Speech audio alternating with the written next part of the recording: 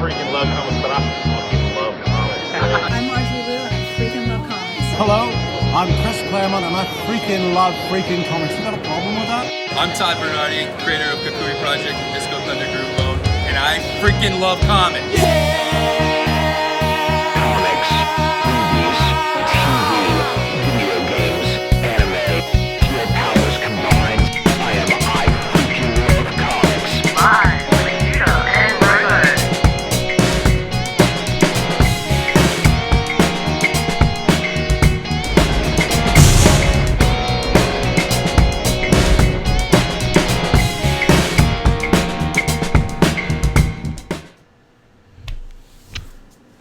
Hey, hello. What's up, everybody? This is Judah. We got a stacked cast today. I'm here live from the apocalypse. Apocalypse. Can we get some kind of echo effect next time? Here with Sorry, sir. Thank you. That. I got Robo, I got Rhi, and then I got a special guest, Cypher, over here. And man, what a party! This is a pretty sweet one. Let's It's do on it. Saturday. We're all at home. Let's do a shameless plug. Shameless plug. Okay, let's do a shameless. Let's make it shameless. I get to be shameless today? Yeah, you got 5 seconds. Probably shameless. Yeah. Alright, cool. So Cypher for C1ph3r World. I run a YouTube and Twitch channel, all about gaming and everything nerd related. That's why I love these guys right here. That's the shame right there. Hey, so just so you guys know, we're doing this we're doing this live, right? Obviously, I think if you guys look, Judah's camera is out. I know it's not out on the Skype side, but for the eCam stream, so you might hear him come in and out a little bit. So apologies, I don't know what to do about that. So sometimes you'll hear him, sometimes you'll see his beautiful face. But so they can hear you. So they can hear me, but they can't see me. Yeah, but you were on, and now you're back on. All right, so but I'm not gonna do that the whole. I'm not gonna do that the whole show. Hey, you're not on. Hey, you're on. Hey, you're not on again. So okay, so it's like a surprise. Okay, so sometimes I'm on, sometimes I'm not on. Yeah, Rhi. You're always on right here, buddy. I know you got some news for us. I do. I have some headlines to run through if you guys have time. So, this week there was a lot happening in the news, just like last week. It seems the pandemic doesn't really affect comic books, it seems, in terms of like cool shit happening. So that's good. But Marvel has debuted a new mutant who may be as powerful as Scarlet Witch. Did you guys hear about that? Is that the New Mutants number 9? Yeah, number 9. Did you read it?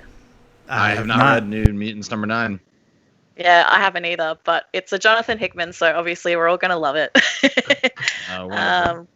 Yeah, and they're essentially saying, I don't want to put too many spoilers in there in case it is a new release, but it's a 13-year-old Russian girl named Natasha Tashi Rapina. So supposedly she can sort of like warp reality. The art looks really sick that I'm looking at the moment. Are you guys planning on catching up on this when it's finished, this run, or? I'm trade waiting. There's too many mutant titles going on right now, and I'm trade waiting for the New Mutants. Yep. I got X-Men and I got Fallen Angels, and that's enough for me right now. But that's fair. I'm looking forward to checking it out. Jordan's here. Hi, Jordan. He's clearly John Cena. Nice. Plot twist. That's the new mutant right there. Oh, wow. That would be amazing. Actually, who is as powerful as Scarlet Witch? Like, I who's in that broken. level? As far as Scarlet Witch goes, who's as powerful as Scarlet Witch? She's pretty damn powerful. I would say Legion. I would say Legion is very close to as powerful as Scarlet Witch. However, he's also insane. So I guess if you could become powerful enough, you're insane, and your powers are very unwieldy. Wait, you also got Franklin Richards, right? Right. I thought Cyclops. Yeah, what's his name?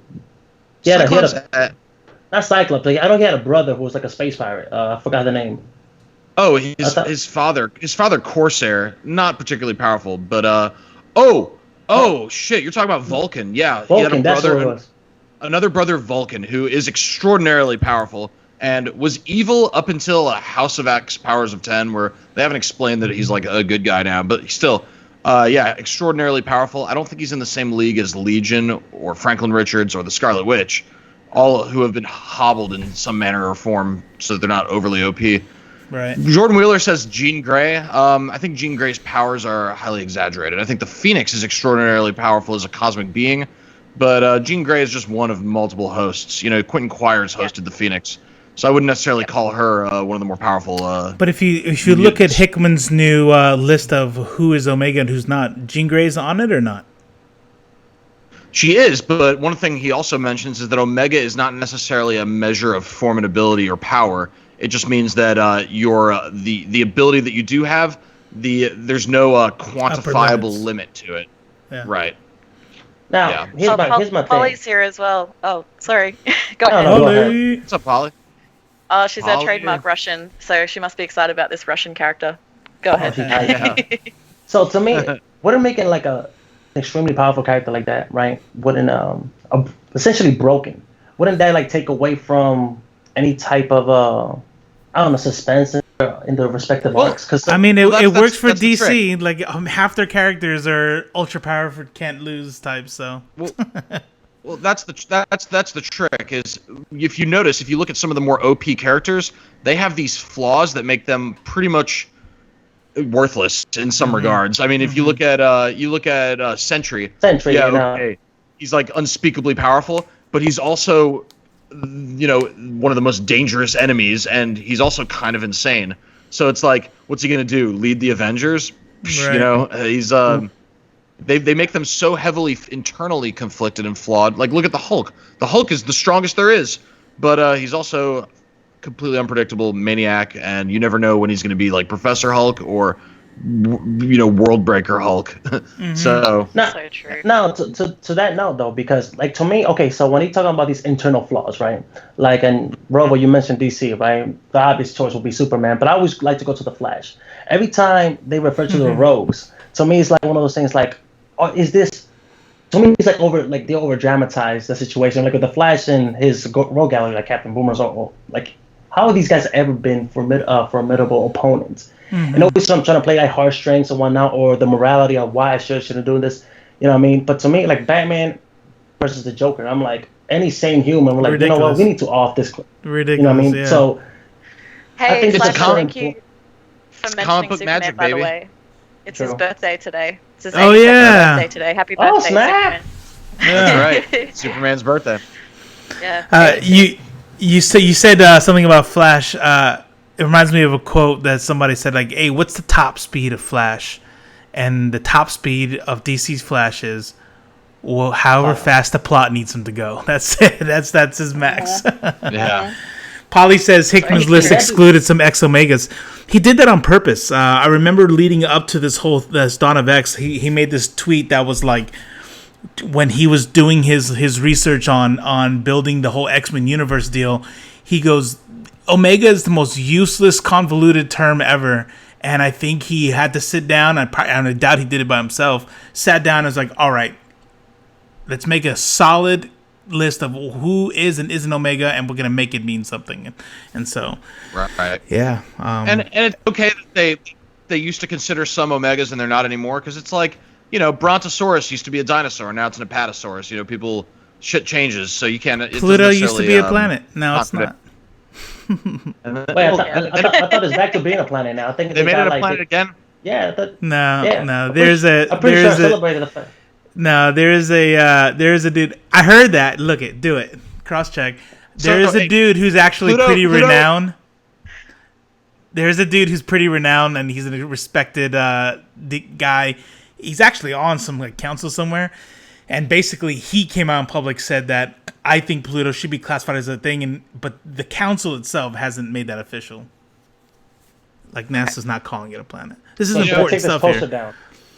Huh? Pluto's like me and keto. You know what I mean? Do what? What'd you say?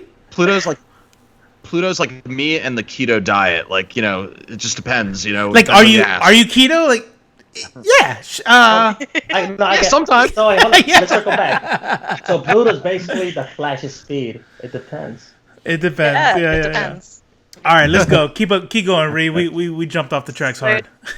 Yeah, sure, no worries. Well, Jordan says Squirrel Girl is broken as fuck. Yep. I agree with you, but I still love her. He also says I'm not into DC comics due to how ridiculous and confusing they are. You could say that about any comic, to be fair. Polly says I knew someone would bring up Pluto. Yeah. It's not that they're ridiculous and confusing. It's that they're it's the continuity that really is off-putting. Because with Marvel, you can go back to 1939 with Jim Hammond, the original Human Torch, and it's the same goddamn universe. Does it make sense that everyone's still in their fucking 30s? No, not so much. But it's the same universe, and it's like you're emotionally invested because it's an unbroken line of continuity. Versus DC, where you have pre-crisis, post-crisis, Flashpoint, New 52, and now it's like Rebirth, and they're about to reboot it again with 5G, which nobody really knows what that's going to look like yet. Did Doomsday Clock reboot anything in DC? Doomsday Clock. So Didio, the editor-in-chief of DC at the time, bitterly despises Jeff Johns and completely sidelined Doomsday Clock to where the intent was for it to break the world and rebuild it, and it ended up becoming almost like a side quest that didn't really impact much, which really pissed off Jeff Johns. Like, they hate each other. Yeah. They have two very conflicted philosophies on how DC should be. Jeff Johns is very into like the legacy, he wants like an old DC universe, kind of like how there's an old Marvel universe that goes back and continues. Meanwhile, it's always been Didio's dream to reinvent the DC universe, kind of like what Marvel did with Ultimate, and what DC attempted to do with New 52 before they decided to can it.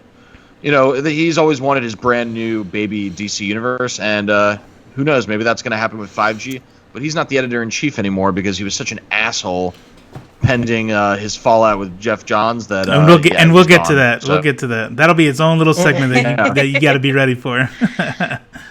Yeah, I'm excited about that. So speaking of X-Men, they have confirmed the secret return of a fan favorite mutant. Did you guys hear about Warlock? Warlock? No. Yeah. Warlock.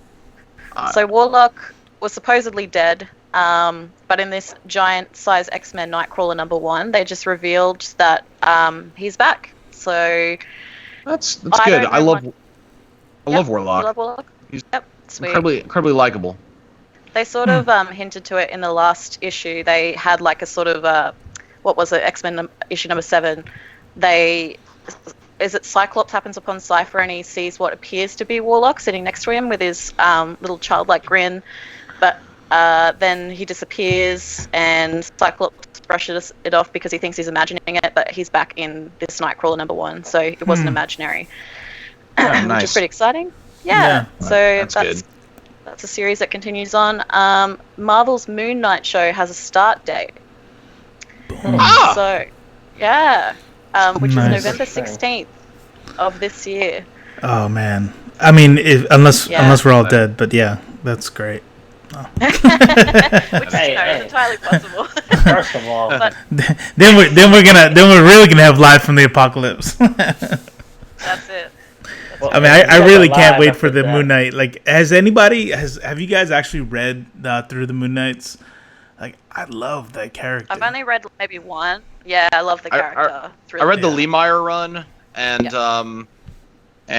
there's another run. Moon Knight's a kick-ass character. He's a very interesting character. Yeah. I'm actually surprised that Marvel hasn't taken as much advantage of that character as they should have. Both in animated and cinematic. Because they got toys in the box. Well, true though. But considering like all the characters that we keep they keep recycling, especially like for movie adaptations and whatnot. Like for example, so I've read this article. Hugh Jackman saying like if Marvel would have bought Fox sooner, he would have stayed as Wolverine. And I'm like, dude, I'm tired of looking at you, bro. Because for example, Days of Future Past is possibly one of my favorite X-Men comic, and the fact that they had to rebrand that whole thing just because, man, we need Hugh Jack, we need that star power to captivate instead of how they wouldn't actually win the comic with Kitty Pryde. And I'm like, right. Like, dude, you have more failed movies than good ones at this point. Like seeing you again as Wolverine is just, I mean, so Yeah. with that being said, like a character with Moon Knight, heavily conflicted. Multiple personality. You know what I mean? So many things that could have been done, especially after the success of, for example, like the movie Split. So something of that nature has success in the mainstream market. So I think Moon Knight is a heavily underutilized character in Marvel's arsenal. Yeah. In some. Oh no, go ahead. Sorry. I just was seeing that Jordan said Shia LaBeouf, I think, has confirmed that he is Moon Knight. I haven't seen that confirmed. I have seen a petition for it, but I haven't seen it confirmed. I'm not signing that. That's fair. There are a lot of gonna say? petitions. Well, Yeah. I was gonna say it's smart to hang back with a great character like Moon Knight. It's almost like you want to save it for a rainy day when the MCU or when the Marvel film TV universe needs the extra jolt. You know what I mean? You have like you have a stable of outstanding characters, and it's, I think, smart to ration them, not break them all out at once. There's a solid foundation, and then they can always add characters to the roster as they need. So for those that don't know, Moon Knight was announced by Kevin Feige at last year's D23 Fan Expo alongside separate shows She-Hulk and Ms. Marvel. These will be among the first Marvel television programs launched on Disney's own streaming service, which is a major shift from Netflix. But what's cool about Moon Knight is that Jeremy Slater, who wrote the screenplays for Netflix's adaptation of Umbrella Academy, he'll be serving as head writer. And one of the good, yeah, was as the writing team as well. So it should be good writing. Yeah. I just listened to a great podcast about the Umbrella Academy, so that's exciting. Yeah, it was it was probably one of my favorite podcasts. My favorite podcast. Yeah, it's great. Yeah.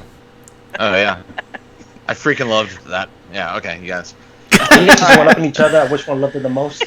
I thought it was great. Well, I thought it was freaking great. You know what I'm saying? Like, it was awesome, guys. It's almost like it was called "I Freaking Love Comics," the podcast. Almost. Almost.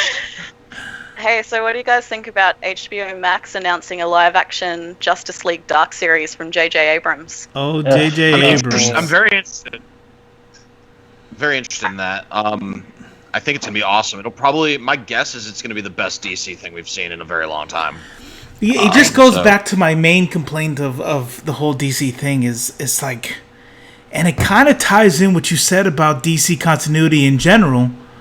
Well, I said it, is the continuity. It's like, can you just give me a universe? And so I thought, I get.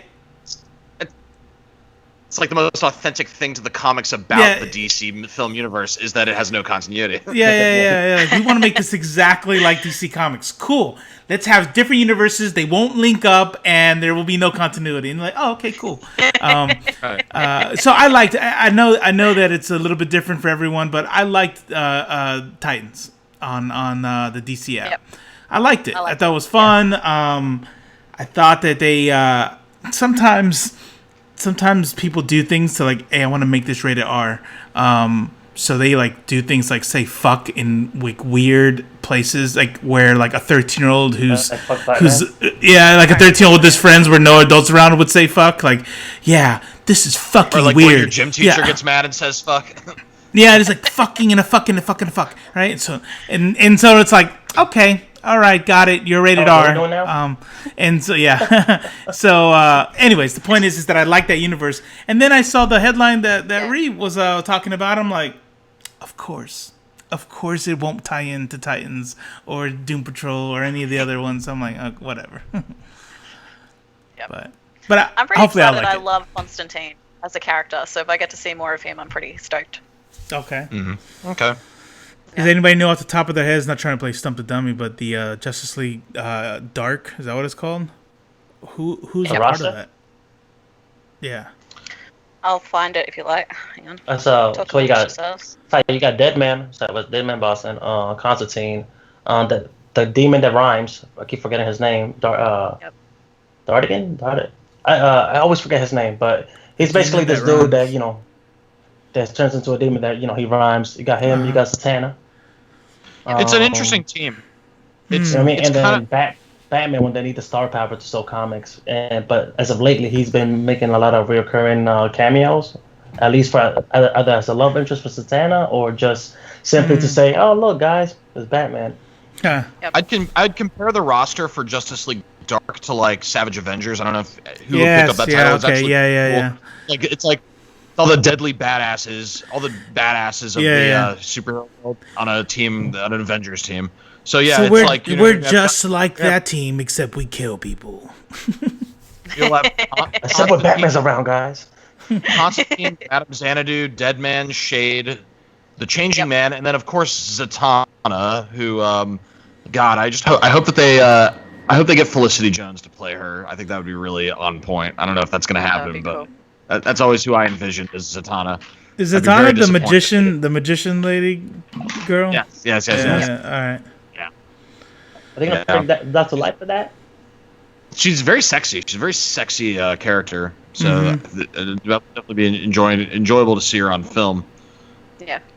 Do you think they'll have a romance, Constantine and her, or will there be any romantic stuff? Was there in the comics?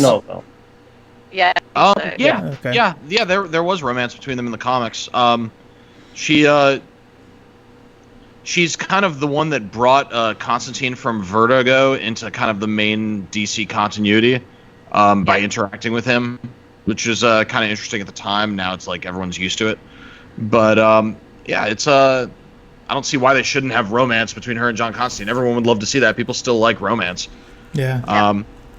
Unless they do this whole will they, won't they crap for 3 seasons, like kind of like Flash. You know what I mean? I'm like, dude, we get it. You know what I mean? Like, it's just, so true. Fiction in general, it's like, is it so bad to have people meet, fall in love, and then have a nice relationship? Like, why do people always have to break up? Will they, won't they? Like, that's drama, right? That's drama. one form of drama. Yeah. That's one form of drama. Another form of drama is they meet, they're married, they're in a great relationship, and they have to take on external challenges as a team. You know what I mean? Like how do we pay the taxes? Do we file jointly or separately? Did you? Why did you buy those season tickets if it wasn't in our budget? You know, the shit that people really want to see here. Right. Love it. Who's watching the kids? Yeah. I'll say this. That was one of my favorite things about Endgame, though, is Tony Stark and Pepper Potts. Like, there was very little internal conflict between them. In fact, they functioned very well together. She totally let him go save the world without, giving him too much shit because she knew it was something he had to do. And they interacted the way like you would want to see people interact as a couple. And then at the end, when they're flying in Iron Man suits, fighting together back to back, like I got chills. It was just badass, It was electrifying. So it can be done. It can be done. You can see people as a couple be entertaining. So, question for everyone: what couples haven't we seen in terms of comic book couples that you would like to see on screen? This is just for you, Chad, because there was. I can't think of any. I want to see Cosmo. What wasn't Wolverine? Didn't he have a love thing with like a villain? All of them. I'm just gonna say it. I want to see Cosmo the Space Dog and Lockjaw. Oh my god. Yeah. Okay. You know what though? I never thought I needed something as much as this until now. I'm like, yeah. I will see that. Cosmo, I'm shipping Cosmo the Space Dog and Lockjaw, and I also want to see Warlock and Danger get it on too. That's just me though. I don't know. Yeah. Nice. That would be super weird. Okay. You're such a fucking weirdo. I'm just okay. I'm gonna say something weird now. I'm just tired of Cyclops. You know what I mean? If she's fine, Cyclops, like that's me right there. I'm gonna make a toxic relationship for 18 panels, and then end in a cliffhanger that everybody's gonna forget in the next story arc. Polly says Rogue and Gambit. So here's the thing why I would really love to see that. What I would hate to see is some like half-baked Rogue and Gambit. Hey, these two people, they both have accents. This is great. And then maybe one has to save the other, right? But if you read Hickman's deal, like Rogue and Gambit, they've actually kind of dove into that with Excalibur, and it's actually it can be pretty heart-wrenching at sometimes when he thinks that Rogue is, because Rogue goes into a coma and all this other stuff, and to see like a real love thing between them and they can't touch it without gloves and all this thing, that would be dope. I like that idea. Yeah. Social distancing. They have such a long. There's such a long Yeah, history. yeah. Yes, very relevant.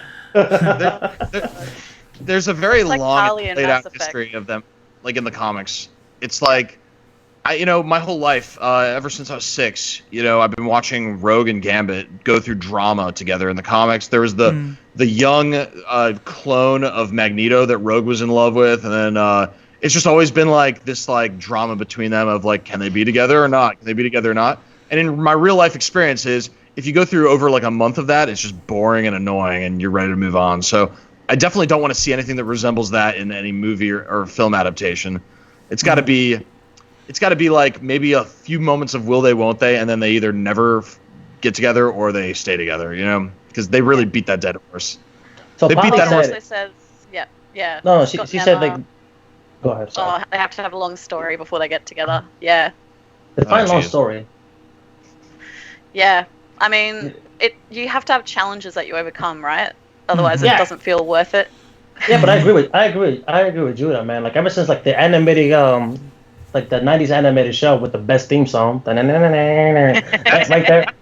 That's probably the best their relationship's ever been, is in that 90s TV show. Because the comics that were out at the time was like Age of Apocalypse and the lead up to Onslaught, and it was like, Jesus fucking Christ, it never became anything interesting. But yeah, I agree that was when I could have sworn that happened a long time ago. You know what I'm saying, like, but I don't know, man. I'm with Judah on this one, man. If this like, for example, like if this translates into a TV show, if this thing is lasting over 2 months, and I'm still wondering, like, oh my God, you think today will be the day? This is the episode? I'm like, dude, I don't care.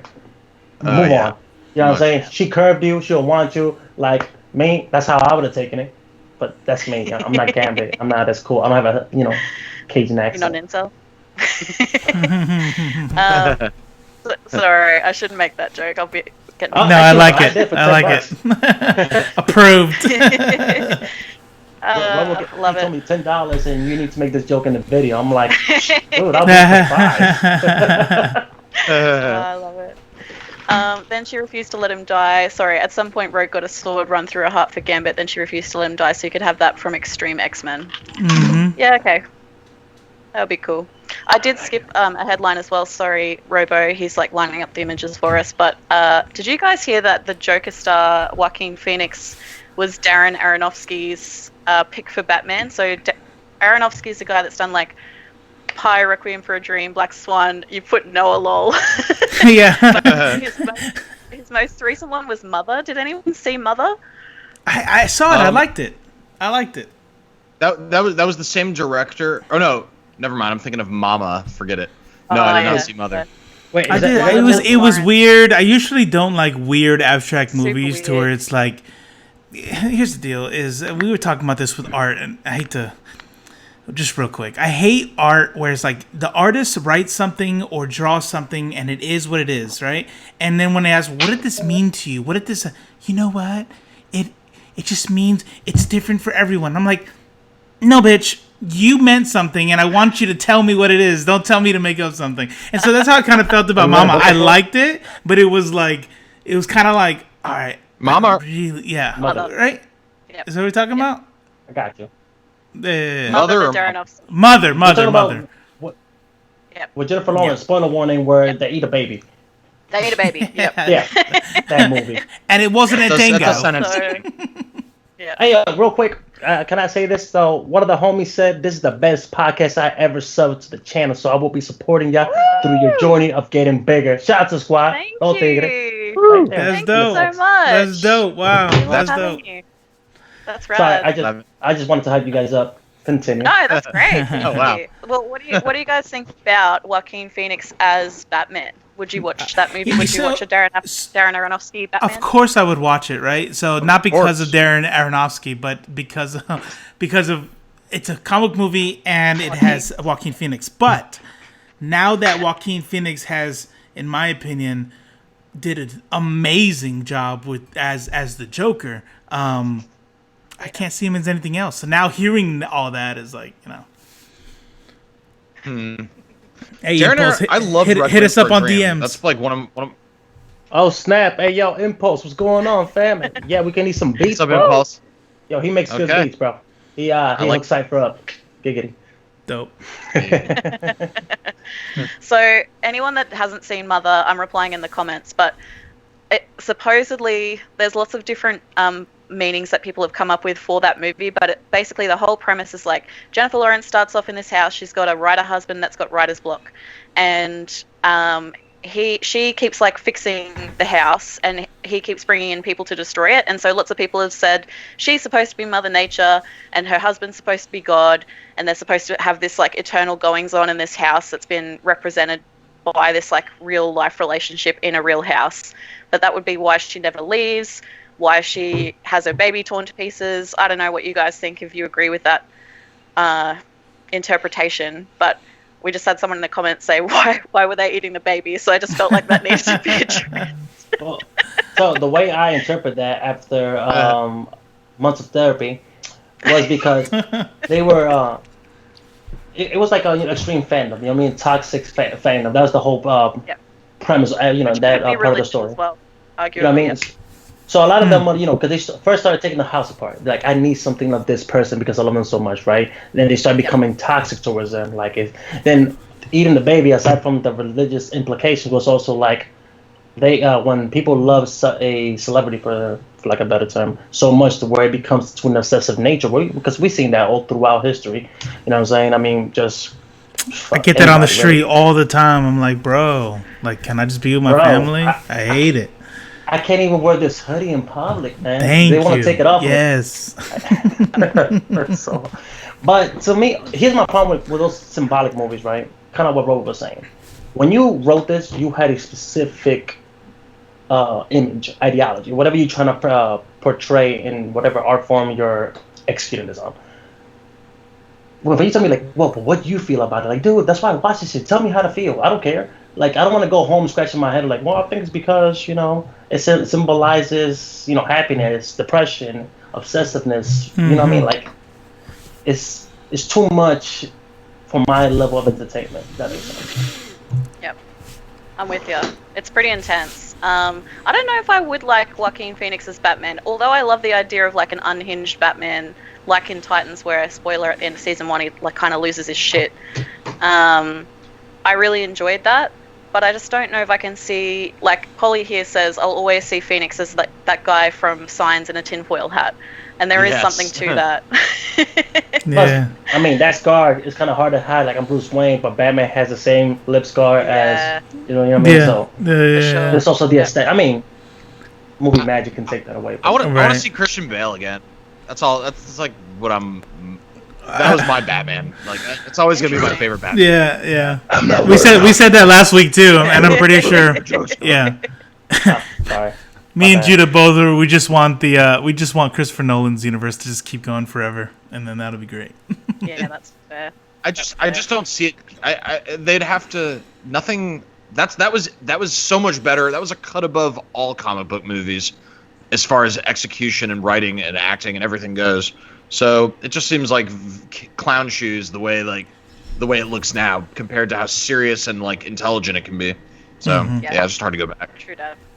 All right. Well, next headline I've got for you guys is Ed Brubaker, Marcos Martin, and Munsa Vicente released new post-YA horror series, which is called Friday. Did you guys hear about that?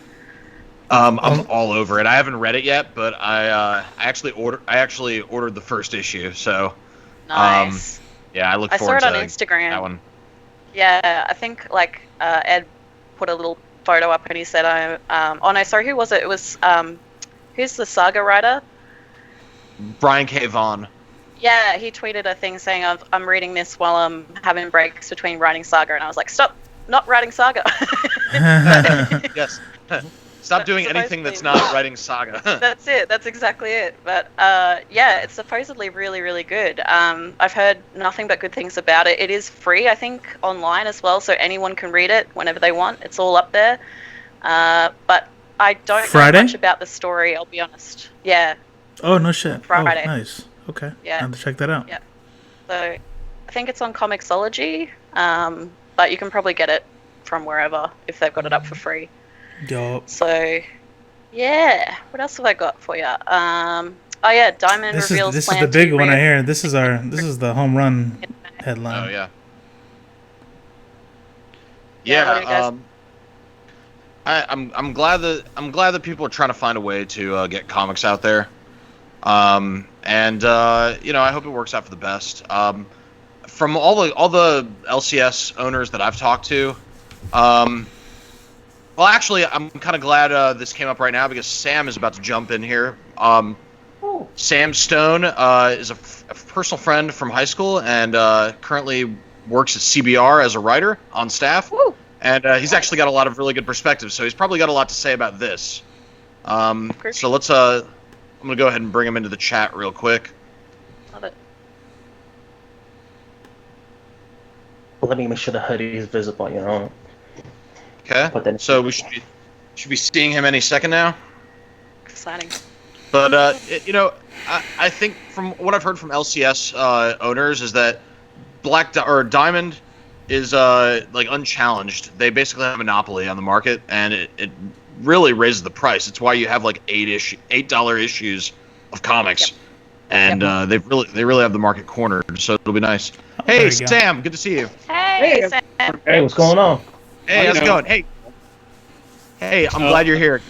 Yeah, me too. I just had to get my contacts in and look presentable. So, right? I'm with Rhi. I'm here with Chris, and I'm here with Robo. What's up, Sam? We were actually just starting to talk about. Yeah, we're just starting to talk about DC and Diamond and how looks like they're reaching out to some other distros and presses, and there's some mixed feelings on whether that's a good thing or a bad thing. What are your thoughts? Well, speaking.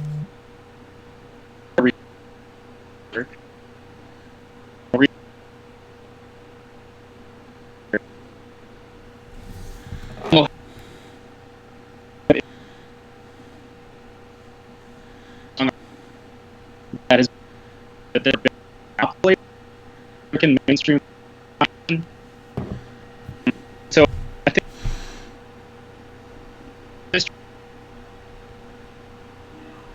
they weren't paid.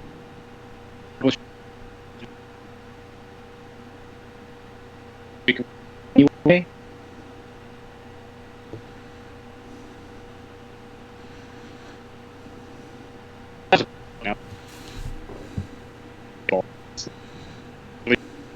Say, hey.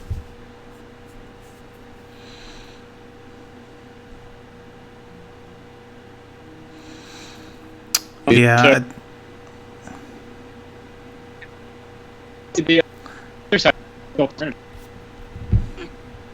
Hey, real quick. I think everyone's hearing what I'm hearing, and it's probably a limitation on my side.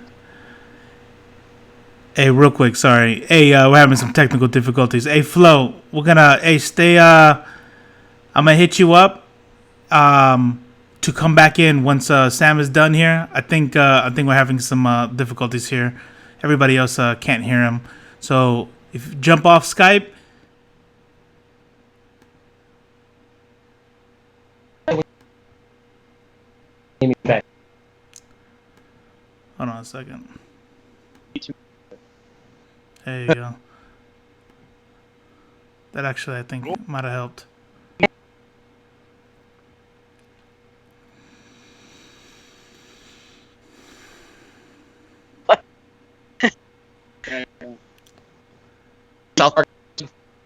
South Park episode where the internet is gone and they all go to like Silicon Valley because it's like one of my favorites.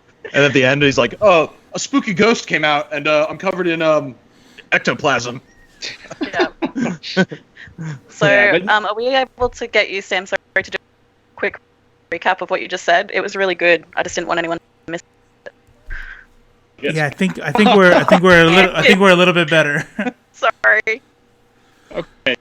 So, the longest part of it, it's a question, of course, and there's no one right answer. There's been just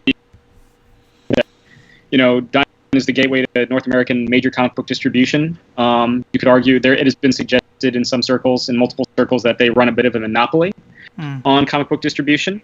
So it's maybe not the worst thing in the world for DC Comics or other publishers to look into other distribution methods. Diamond has been released a public statement at the end of March when it was announced that there would be no comics, no new print releases starting on April 1st, that they were going to be unable to pay scheduled payments to their publishers and retailers, including DC. That was a kind of a public, that was a very public announcement, and that was the big across the back our comic book industry. Not only we're not even shipping releases where Diamond is kind of behind on, or is not going to be able to make payments just 1 week out. And I don't know if there's any right answer. I don't know if there's any alternative. The alternative is no comics. The alternative is digital comics, which potentially could hurt retailers. Big time, I would think. Yeah. Well, remember, retailers were scared of day and date digital back in 2011. DC was one of the first that announced they were going to go day and date starting with the new 52. And a lot of retailers are like, is this it? But it actually, if you look at the numbers, it actually increased sales. But, this would be a whole other thing, right, where they would potentially be delayed for weeks, if not months. I think DC, it's a worthwhile endeavor to look into other methods of distribution and then kind of see where we go from there, instead of just kind of putting a moratorium on new comic books for, it's already been, 3 weeks? Yeah. Or no, April 1st was the first, and so first a month. Right. 3 weeks now, yeah. 4 weeks on. So you mentioned something earlier about Black Diamond having a monopoly on the industry. Do you see any sort of backlash happening with DC saying, "F it, we're gonna go our own way"? Because you see the headlines from Black Diamond saying, "Hey, we're looking at mid to late May." Yeah. No, it's I've seen Diamond comic distributors. They released a statement in response to DC's announcement. Obviously, they're not thrilled, as one can imagine. And there have been some retailers that are kind of, what's the old? Is it Wayne's World 2, or is it the first one where Garth says "We fear change"? Yeah. Yeah. Second one. So I think there is some of that, but the alternative is, again, to those retailers, you're shuttering and you're doing home deliveries of books that have been out for weeks, if not longer. You're doing you're shipping action figures, DC action figures that have been out since the beginning of the year. Right. And any industry, if you don't keep audience's attention, you stand the very likely risk of losing that audience. Yeah. Yes, indeed. Now, I'm asking a question I'm gonna ask a quick question that I don't, and it's okay if you don't know the answer to, because I'm just assuming you know everything based off of what Judas told me. If this is the part where I say that I'm not a retailer and not a comic creator. But yeah. Do you think this could be some sort of catalyst towards moving comics out of niche stores and into larger retailers like a Walmart and Target and things like that? Because a lot of people talk about how that was kind of a sting in the 90s, to where when they did move out of grocery stores and into niche comic book stores, that hurt the comic book industry. I remember when you used to be able to pick up an Avengers book from a 7-Eleven. I remember the spinner racks. I remember all that stuff. There's kind of a sentimentality there. I almost kind of instinctually, whenever I walk into a 7-Eleven, look at the magazine rack, and it's oh, that's right. It's just not that. It's just men's fitness. Okay. Yeah. But, so many issues of men's fitness, by the way. There's 7 weeks of men's fitness on that rack. Yeah. Nobody's buying the men's fitness. You get abs. How many different ways? There's not just one. Why? No. 6 minute abs. That's not enough time.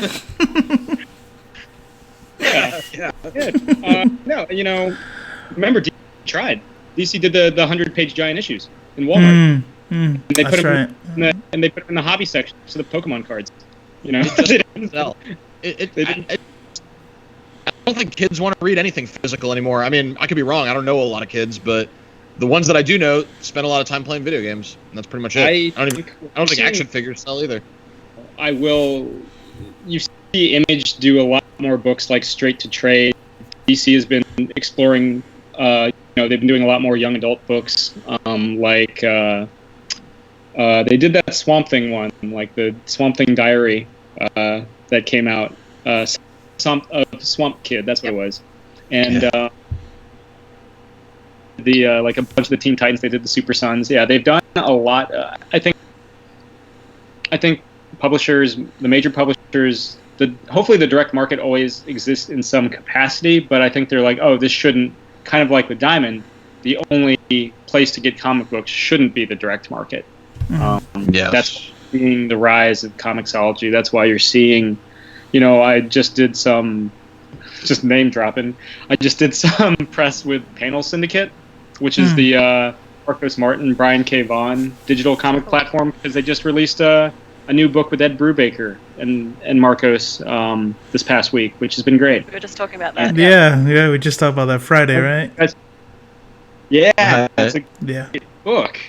You can pay what you want. You can pay starting at $0. Wow. It's been, and it's all DRM free too, and I think that's an example of like you were saying, Aaron. Do kids read physical comic books? I don't know if they read floppies anymore, but they might, they'll read like trades or graphic novels, and certainly digital. I think a lot more kids are growing up with their own iPad, their own tablet. So do you think superheroes and classics, specifically classic superheroes, American superheroes, do you think those are in there? Is it the coda for American superheroes? Would you say? No, I don't think Marvel should be put in. This is again purely as this is somebody that reports on comics and just enjoys comics and occasionally translates comics. Marvel maybe puts out a little too many books a month. I think they super saturate the market. I like what DC did, where when they started DC Rebirth, they're like, you know what, we don't have to put out 52 new ongoing issues a month. Like, oh no, you don't. You can do like 36. You can do however many.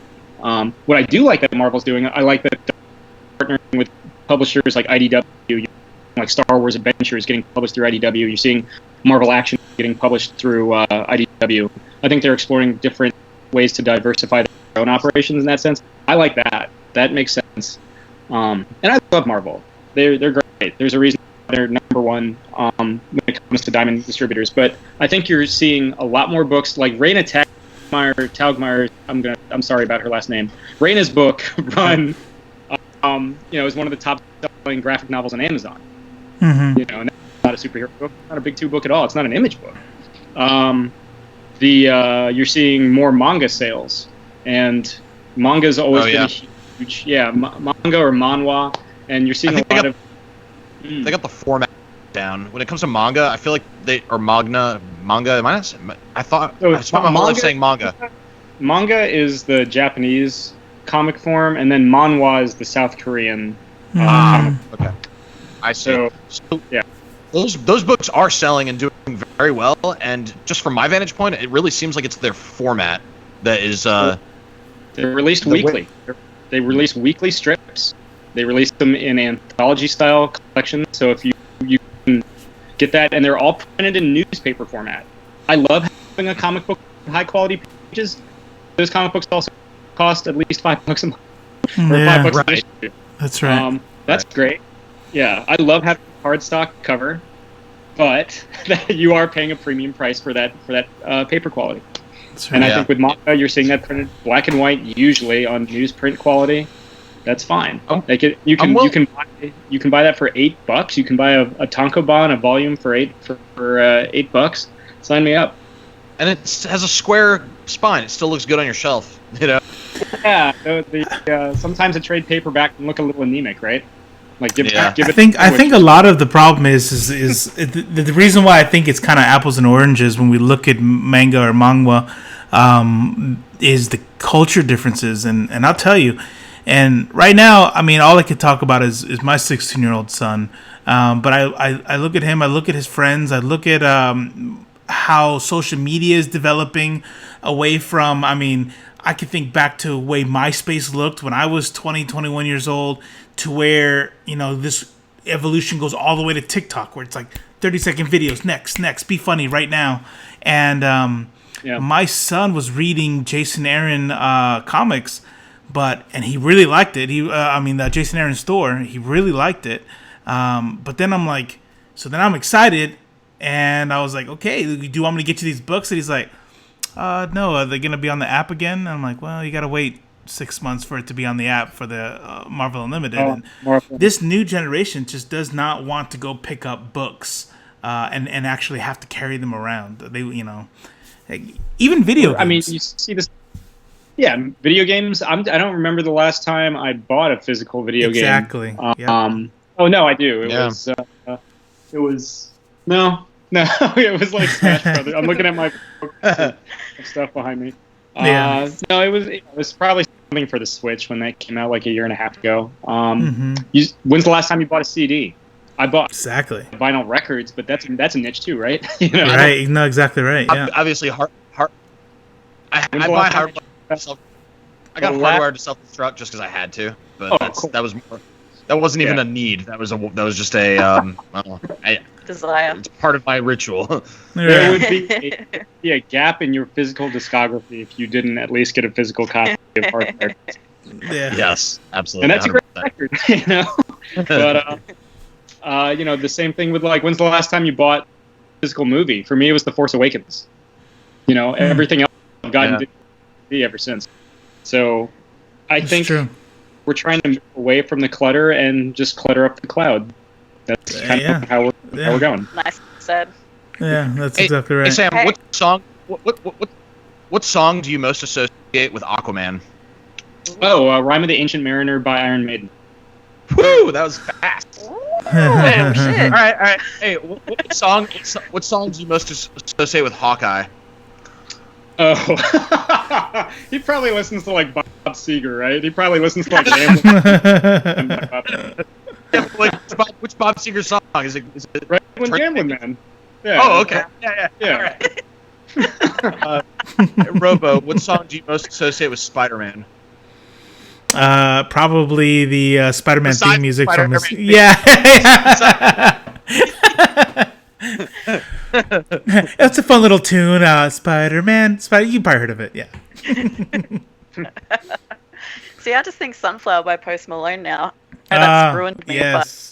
There you go. Love Into the Spider-Verse. I just love that movie so much.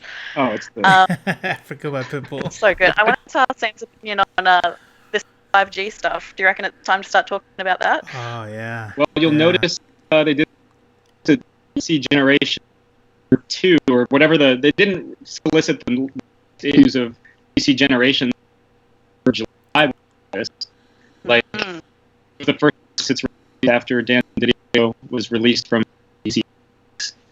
So I think that how much do you guys know about 5G? More particularly, what do you know about it? Well, so all I really know is that it's a rebranding in much the same way that, like, I mean, I could be wrong, but my interpretation of it was that it was going to be like all new, all different, or just another relaunch that may or may not be a reboot.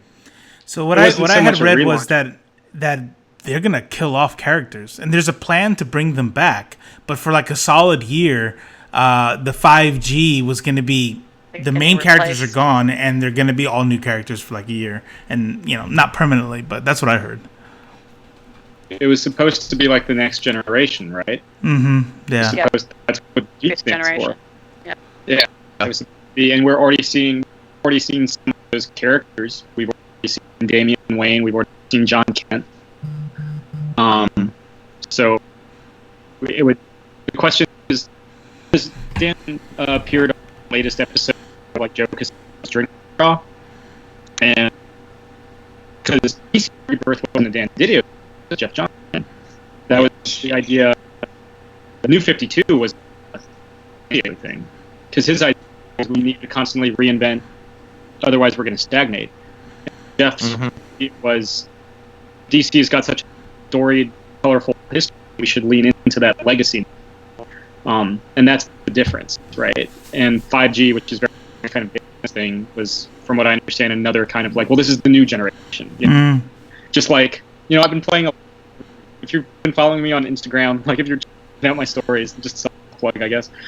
I've been trying to beat every single classic Street Fighter game, and I remember, yeah, I've already through 6 because there's 5 different versions of Street Fighter 2, and there's 3 different Street Fighter 3, and there's 3 different Street Fighter Holy alphas. shit. Yeah. Computer, you're just playing the game itself. I have the arcade ports of the first 12 Street Fighter games. Nice. Which is Wow. Street Fighter 1 through 3, Part 3. Oh my god. So many memories come back. I think that. Yeah. Well, what's been the toughest battle, so just out of curiosity? Well, I haven't beat the original yet. Ooh. That class not a good game. Street Fighter 2 has been really hard because it's so fast, so hard. And Street Fighter 3, the last boss, the third version anyway. When you beat him the second round or whatever after the first round, he does a resurrection where he completely refills his health bar, so you have him fighting. God. This I did going into an arcade and seeing Street Fighter 3 after nothing was Street Fighter 2, and it was like, what's this? Like, it was weird. Characters, and honestly, kind of for this Street Fighter. I'm kind of worried. Obviously, I've come around and have since beat like 2 of Street Fighter 3, and Street Fighter 4 and Super Street Fighter 4. Regardless, you know, if you provide a new with a on point, you also run the risk of providing old readers with a jump off point. So that's kind of, and I think I've experienced that 52. Honestly, I love DC Rebirth. I loved it so much. I love Rebirth. Specifically, Green Lantern, I think, is probably the best title from the Rebirth. Yeah. Well, I mean, you know how much Grant Morrison means to me. I mean, that dude's just like, he's next level. He's legendary indeed. You talked to him. You talked to him pretty recently, didn't you? I talked to the last Grant last month. Oh, wonderful. They're doing huge things. Lantern, sorry, they have the very much or like it's. They're doing this thing with the Green Lantern season 2, where it's still Liam Sharp doing all the art, but every issue has a different art. And so, yeah, and I think when you see the first issue that did get to go out, and we posted I think you can still see the preview on CBR from my interview with them. It looks like Simon Bisley or something, right? It just looks like this gorgeous, like, 2000 AD level, like, painted artwork. So it's going to be amazing. Mm-hmm. So I usually read things like that in the form of trades. So I always find like an art change of any sort to be a little disorienting. Yeah. But that does sound interesting. It still is like it's still Liam Sharp. So the line work, you can tell still Liam. But all of a sudden you're like, why is this kind of like weird, surrealist kind of artwork now? And it's just gorgeous stuff. Doing that. My question to you, Sam, is you said it provides a jump off and a jump on point, but what do they need to do right to get more readers than they lose? I love what DC and Marvel are doing with the younger age stuff. The New Warriors and stuff like that. Well, maybe not New Warriors. Maybe not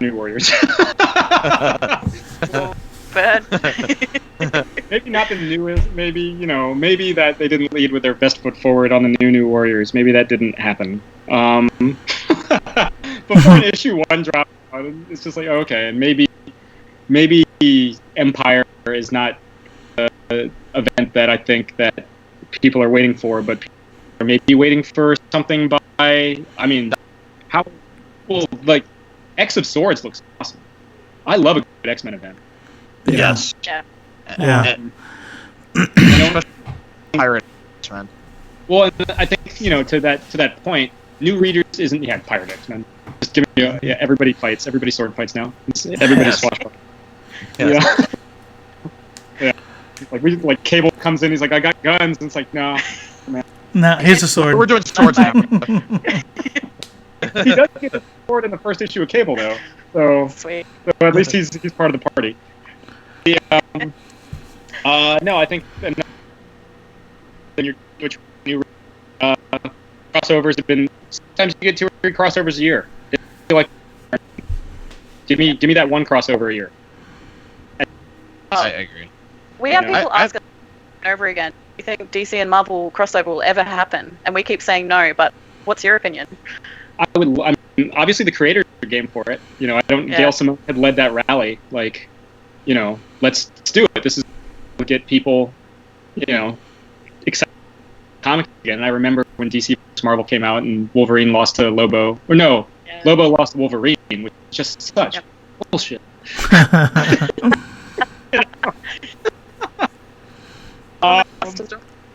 It's insinuated in follow-up issues that Professor X paid him off, and it's just like, come on. Wow. Get out of here with that shit.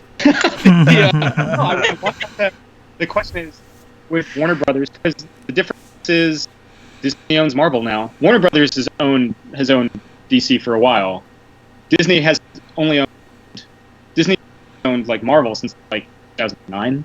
So the question is, does those two companies play nice? Well, I mean, Disney's kind of taking it on the chin right now. Netflix has a higher market value than Disney does, because they've been just, that's been announced. So, Operation makes strange bedfellows.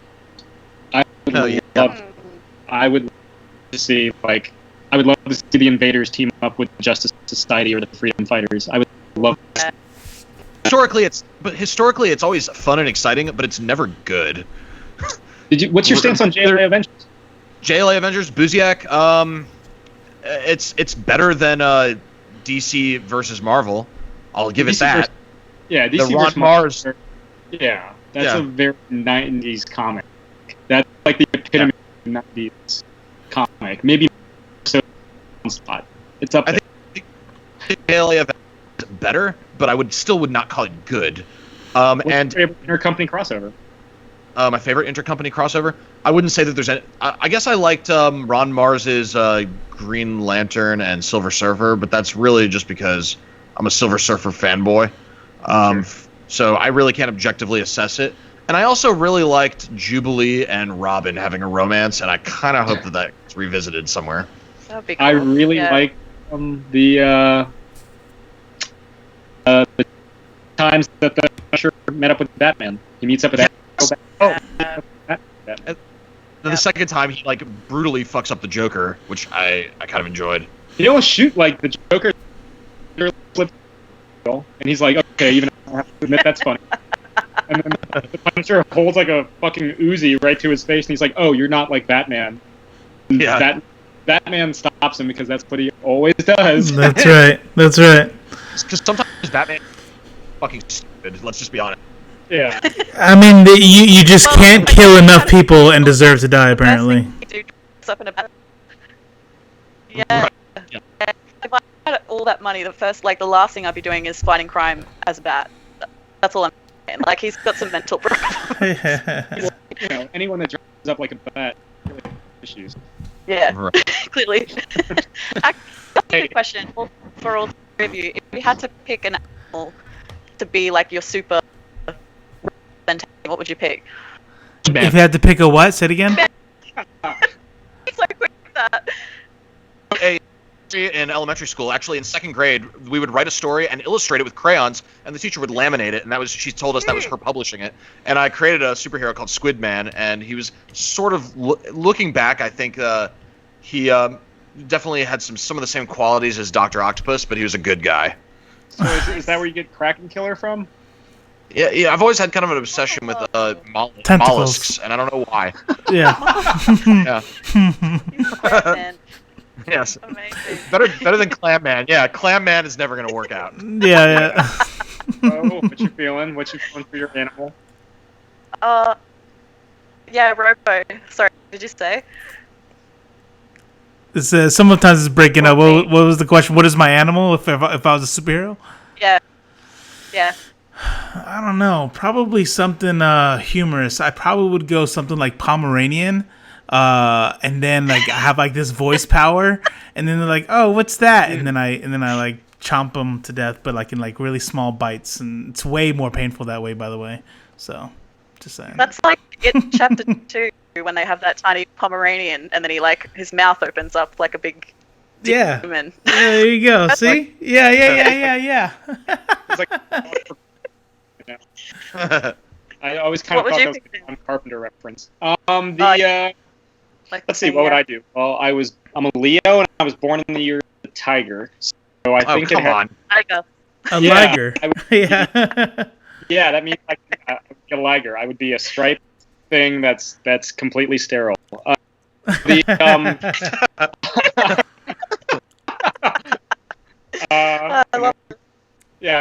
be a big cat of some sort, and probably get my own Netflix true crime documentary. I don't know. Oh, perfect. Amazing. You're gonna pick a cool one. You can't pick a cool animal. You know what I mean? Like all the cool animals are taken. Yeah. See, I'd be a horse chick, but I guess that's just a centaur. And then all I think is Harry Potter, where like Dolores, the chicken pink. I can't remember her name, but they put her out and she gets. But it's do you guys remember? But it's the bottom part that's human for you. Umbridge. The bottom part. Yeah. So it's like a minute. Right? But no, she doesn't even get arms. Like her arms are the front two legs of a horse, and the head of a horse, and then the lower half is a human. Yeah. Just constantly like. Go for that. I hate this wish. So apparently we're having some really bad lag right now. I don't know if it's a bandwidth issue, but oh man, I have Robo frozen in like the funniest position right now. But so we think it's a bandwidth issue. So we appreciate you coming on. Obviously, it's really great to have you, and we would like to have you again. And amazing. Yeah, you just let me know. And I'll be around. I'm not going anywhere. So yeah. And we definitely do what we did yesterday too, because that was also fun. And I'm sitting in a very lonely, sad place with my cat, so it's always nice to have a human interaction.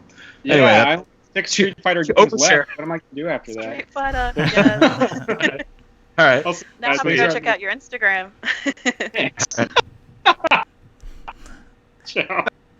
We'll make sure to put all the links down in our description for your stuff. I really appreciate it. By the way, appreciate that write-up you did on the whole quarantine Silver Surfer. I think he's gone.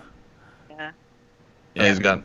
All right. We should say thank you for that. That was really good. Yeah, that was dope. Oh yeah, it was one. Yeah. It was very nice. Yeah, so I don't know what happened there. If you're still with us, just real quick, technical difficulties. We're on none of us have like major badass computers to run this stuff, so I don't know if it was on his end. It might have been my end or a little both. So everyone's COVID zoned right now, so a lot of people are having Skype sex with their Tinder date that they're never going to meet right now. That's right. And I feel like that's affecting the internet. So, look here, just as a message, just in case you're that person, if you are beating off to your person on the internet right now, can you just give us one more hour? Give us some bandwidth here, yeah, and you can get back to it in about an hour. Why am I so intermittently visible? Is what I want to know.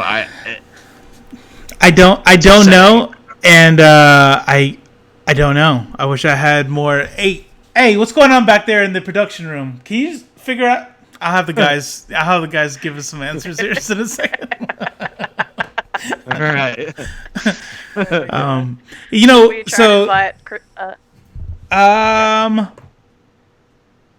Yeah. All right. Here's the deal. We're gonna bring Chris in. We're gonna start talking some video games. Cypher. Sorry, I gave him out of his alternate personality here. But we'll bring Cypher in. If he's laggy or causes us to lag, we're just gonna cut it. I think we might be maxed out at 3. So someone invite him back in if you guys can. I got it. All right. Thank you. Let's have a look at the chat while that's happening. So, Polly says that's why they create special editions. Oh, not Africa by Pitbull when you were asking about which songs. Yeah. Yeah. Shit. I love that.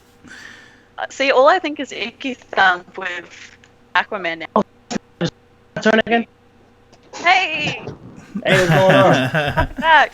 Hey, so I had to stop my my beat off session as you guys so delicately pull it. Yeah, what's wrong with you? How selfish Damn. are you?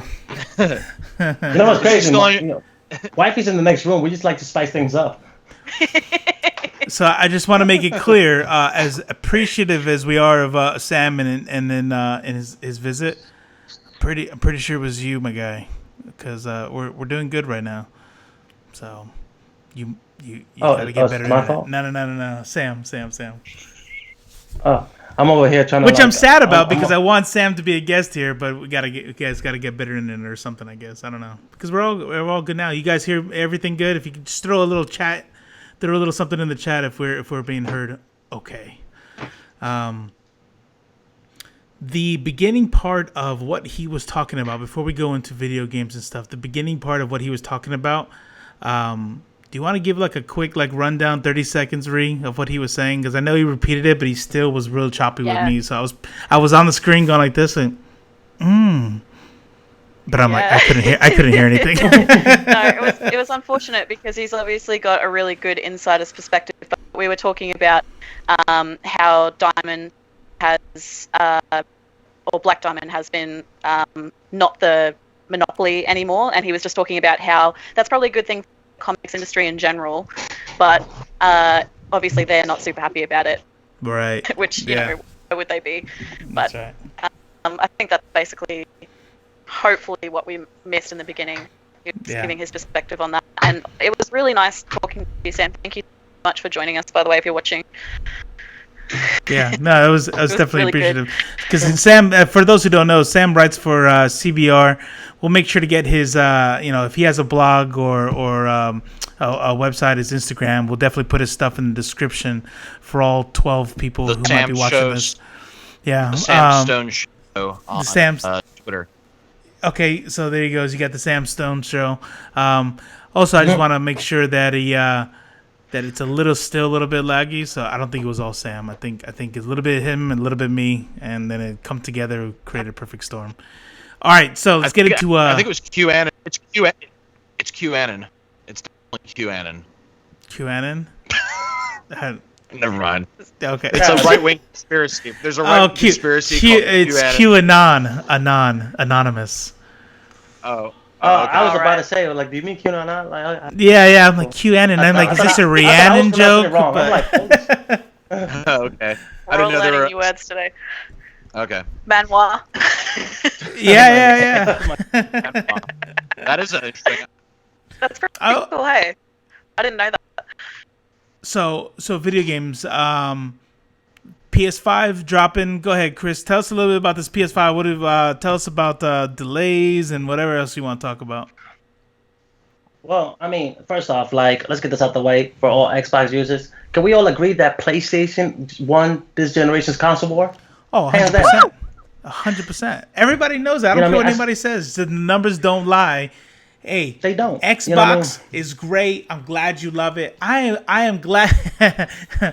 I too am a PlayStation file. I'm glad you love it. If you an Xbox dude, you love it. If you're an Xbox lady, you love it. Perfect. PlayStation whooped that ass, and that's the end of it. No, even now I got friends. I got friends of mine who they have both, and they still tell me like, "Hey, I'm only getting it because right now, hot topic item, Final Fantasy VII Remake, right? Exclusive for Sony, right? Mm-hmm. And everybody are jumping, but still saying, "Oh, Xbox is better." But here, that's just my little shade that I had to throw to Xbox users out there. You know what I mean? Based off personal feeling, good. Hold on to that. Keep it close to your heart. Hey, because it's not based on anything else. I'm petty as hell, and every time somebody want to hit me with non-facts, I'll be like, "Okay, you need to sit down." Yes. But that's like the issue, right? Because Sony is trying to ride out that momentum, right? Mm-hmm. And the PS5, the entire development, which I'm not gonna bore you with the all the details with it. But they've been having not only performance issues that hopefully So to speak. got fixed. I haven't seen nothing of it. The big thing now is aside from it, it's still slated to come out the holiday season, right? But instead Shout of out to Dante Ali. Oh, Your boys in here. Right, yeah. I know they gotta represent. You know what I'm saying? No, but so my best friends play Xbox. no. If that's the joke, I think it is. I'll be like, I've had at least 2 Xbox people in my house. Like, I don't have anything against Xbox players. that is like the new right. It's like, I got my Xbox friends back at home. Yeah. hey, I could say that my brother's girl plays Xbox. It's cool. Are they still together? Yeah. They're pretty progressive. Nah, so, but here's the thing. I think this is probably one of the most shady things Sony has done to keep up momentum, right? They say they're going to ship fewer units. For example, when the PS4 dropped, they shipped out for the first 2 quarters 7 million units, right? That was just a start, and there was actually a shortage. They wanted, the demand was way higher than the supply. But now they're saying they're only going to ship out 5 to 6, right? At first they say it was because of the whole COVID-19 thing. Then they backpedaled via Bloomberg, Bloomberg.com. Anyway, it's one of those tabloids. They were like, no, it's not that. It's because all the components inside the PlayStation is what makes it expensive. And why we're we're shortening the supply is because the price is going to be between, I think it's $500 to $550. Yeah. Damn. So the thing with that is here's where, me personally, Cypher's opinion, I think that's bullshit. You know what I mean? I think they're trying to pull the same thing they pulled in 2006 with the PlayStation 3, where the PlayStation 3 was $500 and $600, and the only difference was just the gigs. Even the 500 one was riddled with bugs and all types of issues, right? PlayStation lost, I think they lost $1 billion because that debacle. Now they are saying that because of everything that's happened with the COVID-19, a lot of consumers won't be able to buy it in the holiday season right now, even though the interest has been high and people already been. I mean, you guys seen the memes. Everybody is with the respective booths to be like, hey, babe, can I get that? Can I get that 500 in Cash App? Yeah, right. Hey, how much demand do you think there is for consoles at this point? High. I know the market is extreme. I think higher than PC generation. You don't think people are migrating to PC? That was the impression that I got. No, it's the opposite. It's the opposite. Every generation, we get that same argument. We get the same, be like, oh, consoles are dying. Everybody's going to PC, right? But people like to compare the $2,000, $3,000 rig to a $400 console. You. You know what I mean? Yes, PC performance-wise is outstanding, unrivaled. To your unrivaled. Again, there's never an argument for which is better for real. The PC wins hands down. But for the PC to just blow everybody out the water, you're spending $2,000, $3,000, and by the way, in 2 years, in 2 years, you're gonna have to buy it. No tigre. You're gonna have to upgrade. Yeah. Okay. I guess I can see that. But here's the thing, though. Especially, I think the demand for consoles, I think, is a little bit higher now because, thanks to meme culture, right, and the whole rivalry between the Microsoft and Sony, which to me is stupid because we're arguing about 2 multi-billion-dollar companies, and we're rooting for them to like sports teams, which in turn is stupid as hell as well. Which is how people look at everything in 2020. But yeah, makes sense. Thanks. But when it comes down to like consoles, like for example, the Xbox, the Scarlet Series, I think they're calling it. They're Microsoft saying like, oh, it's gonna run almost as powerful as a PC, and they very like they're emphasizing the word almost, right? So that's why like all the Xbox heads saying like, well, the Xbox X when that came out, it was super powerful. But the Scarlet Series is going to be almost as powerful as a PC. Now, my problem with Microsoft is not interested in making games anymore. They're interested in making a multimedia platform, an entertainment platform, right? That's right. Yeah. Because a lot of their games, they're exclusive, are already you can get them on the PC. So if you already have a PC, there's no reason for you to get. Which Sony, they kind of have like the Nintendo market, right? Nintendo is Last of Us, yep. yeah, So many good it's exclusives. a competitor because of all their exclusives, all their name brand titles. Now the price, why they're putting so much emphasis on like, oh, this is what's going on in the world. This is why we want to push this price. This is not something that Sony haven't done before. You know what I'm saying? This is something they tried to push in 2006 with the PlayStation 3, and it failed miserably. That's why the Xbox 360 skyrocketed, even though that was riddled with bugs. You know what I mean? The red rings, for example. Mm-hmm. Yeah. So Red ring of death. now, here's my theory. I think for the first 2 quarters, that price is gonna stick because they have us. All Sony has, they know we're gonna want the console. They're already talking about a lot of the exclusive games, The Last of Us 2, and I mean Ghost of Tsushima, you name it. It's gonna be cross generation, so they're gonna come up with the PS4, also the PS5. Now, furthermore, the Final Fantasy remake, right, which is the hot ticket item now. Mm-hmm. Square Enix made that game strictly episodic, right? So it's gonna run for 5 years, and it's gonna carry into obviously the PlayStation 5. So it's another incentive to get the PlayStation 5 as PlayStation keeps renewing that license. So I don't think that game is not gonna touch other platforms. I think it's just Sony. They're just trying to get their money. They know they have us. They know they have the games that we want to play. I mean, games of the years, nominated exclusives. It's just another ploy. So just spike up prices, just so like, hey man, you want it? What you gonna play? Halo? No, you're not. Costing, what is it? Supply and demand. When you got the iPhones that come out, you know what I mean. I'm an iPhone dude, but shit, I'm going on 3 generations not upgrading because every time they come out, they're gonna go a little bit more like, oh, this one 850, like this one 910. This, and all of a sudden I'm sitting there looking at a $1,000 12. I'm like, well, that kind of brings me back to the last PC conversation, to where like I'm getting to the point where like, build my own PC, get a new iPhone. Like I'm gonna pick PC if I'm gonna spend that kind of money. So shit. And it's not like the new iPhones are that much better either. It's not like it's not a huge difference at all. Yeah, to be honest. Seriously. Yeah. But the big difference between a phone versus a console is that games are paid services now. You know what I mean? It's not like back in the day you get the game whatever's on the disc or the cassette tape. That's what you're gonna get. Enter Final Fantasy VII remake. Yeah. You know what I mean? We're thinking about the longevity, right? And for example, like in was it not Insomniac? The company that made the last Spider-Man for the PS4. Was it Insomniac? Insomniac was making games strictly for the Xbox until Sony secured that publisher and that developer, right? Because they made the exclusive Sunset Overdrive, which was a good game in its own right. But Sony was like, nah, screw that, man. We want the market. That's why it was so hard for them to even allow cross-platform gaming with Fortnite. You know what I mean? Because everybody was playing amongst each other. And Nintendo and Microsoft, they made this huge campaign about playing together.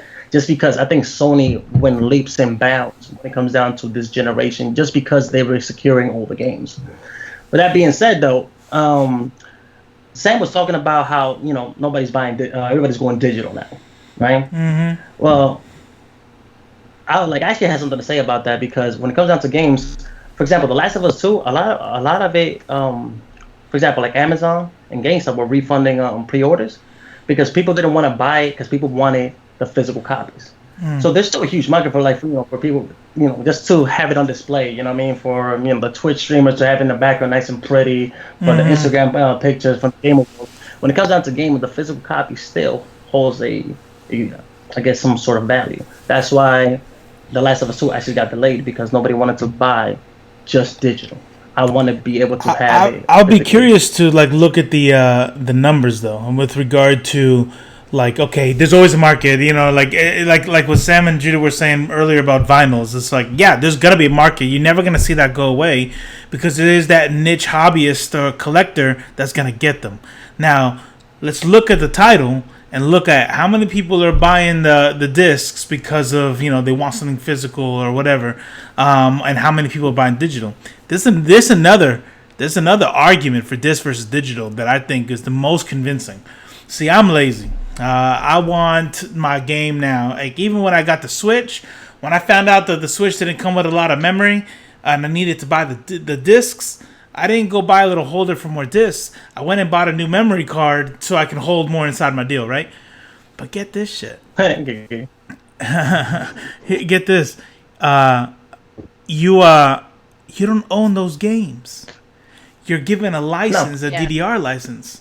And so that's when I really started like, ooh, maybe I should be buying these physically, because all it takes is somebody to go, nah, Sony is not allowed to use that anymore. Bloop. We were just talking about Flappy Bird before we started doing. That's all it took. Even if you paid for Flappy Bird, they lost the license. Like boop, like no one got refunded for it. Yeah. But my lazy ass is still going to download games just by the way. It happened with Vimeo. Something very similar happened with Vimeo. That used to be one of the places like kind of like iTunes where you could buy movies and stuff, and people had all these movies. And when they went out of business, they gave people like a time limit. They were like, you have this much time left with your movies before they're gone. Shit. You know what I mean? And those people didn't get it back. That shit can just evaporate. Any Microsoft products and you accept the terms and conditions, there's actually terms and conditions in every Microsoft Office product that says, if you make a program that we want to use and you've made it in Microsoft software, it's ours. They've never actually used that because they'd be under the bus publicly. But it's there, and you agree to it when you use their software. So it's pretty standard practice. So there was Silicon Knights, a company that went under, another gaming developer, right? Another gaming studio. They went under because of Epic suing them because they made the game too human, right? Mediocre game. But everybody that bought the physical copy, that game is worth a lot to collectors. Same thing when Activision hold rights over Marvel games. So I don't know if you guys remember the Marvel Ultimate Alliance games. I love those games. Oh, good. Yeah. Yep. You can't talk find about the them. mobile You can't games, find them. right? You got to go to eBay.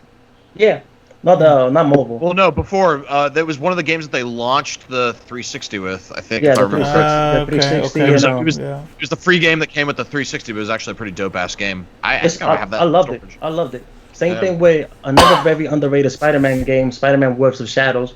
Me and my brother loved that game. You can't get it no more.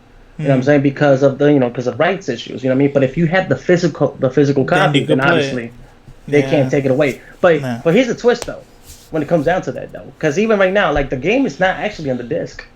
You know what I mean? Like in this current generation, yes, the game, the disc is just basically the license to say, you're allowed to use this game. Hey, if that shit is pulled, even if you have the disc, you put that deal in your deal. You put that CD. I gotta stop saying deal. Judah was telling me that. It's like you say deal for everything.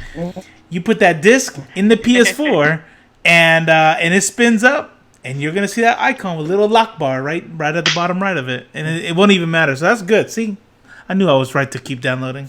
No.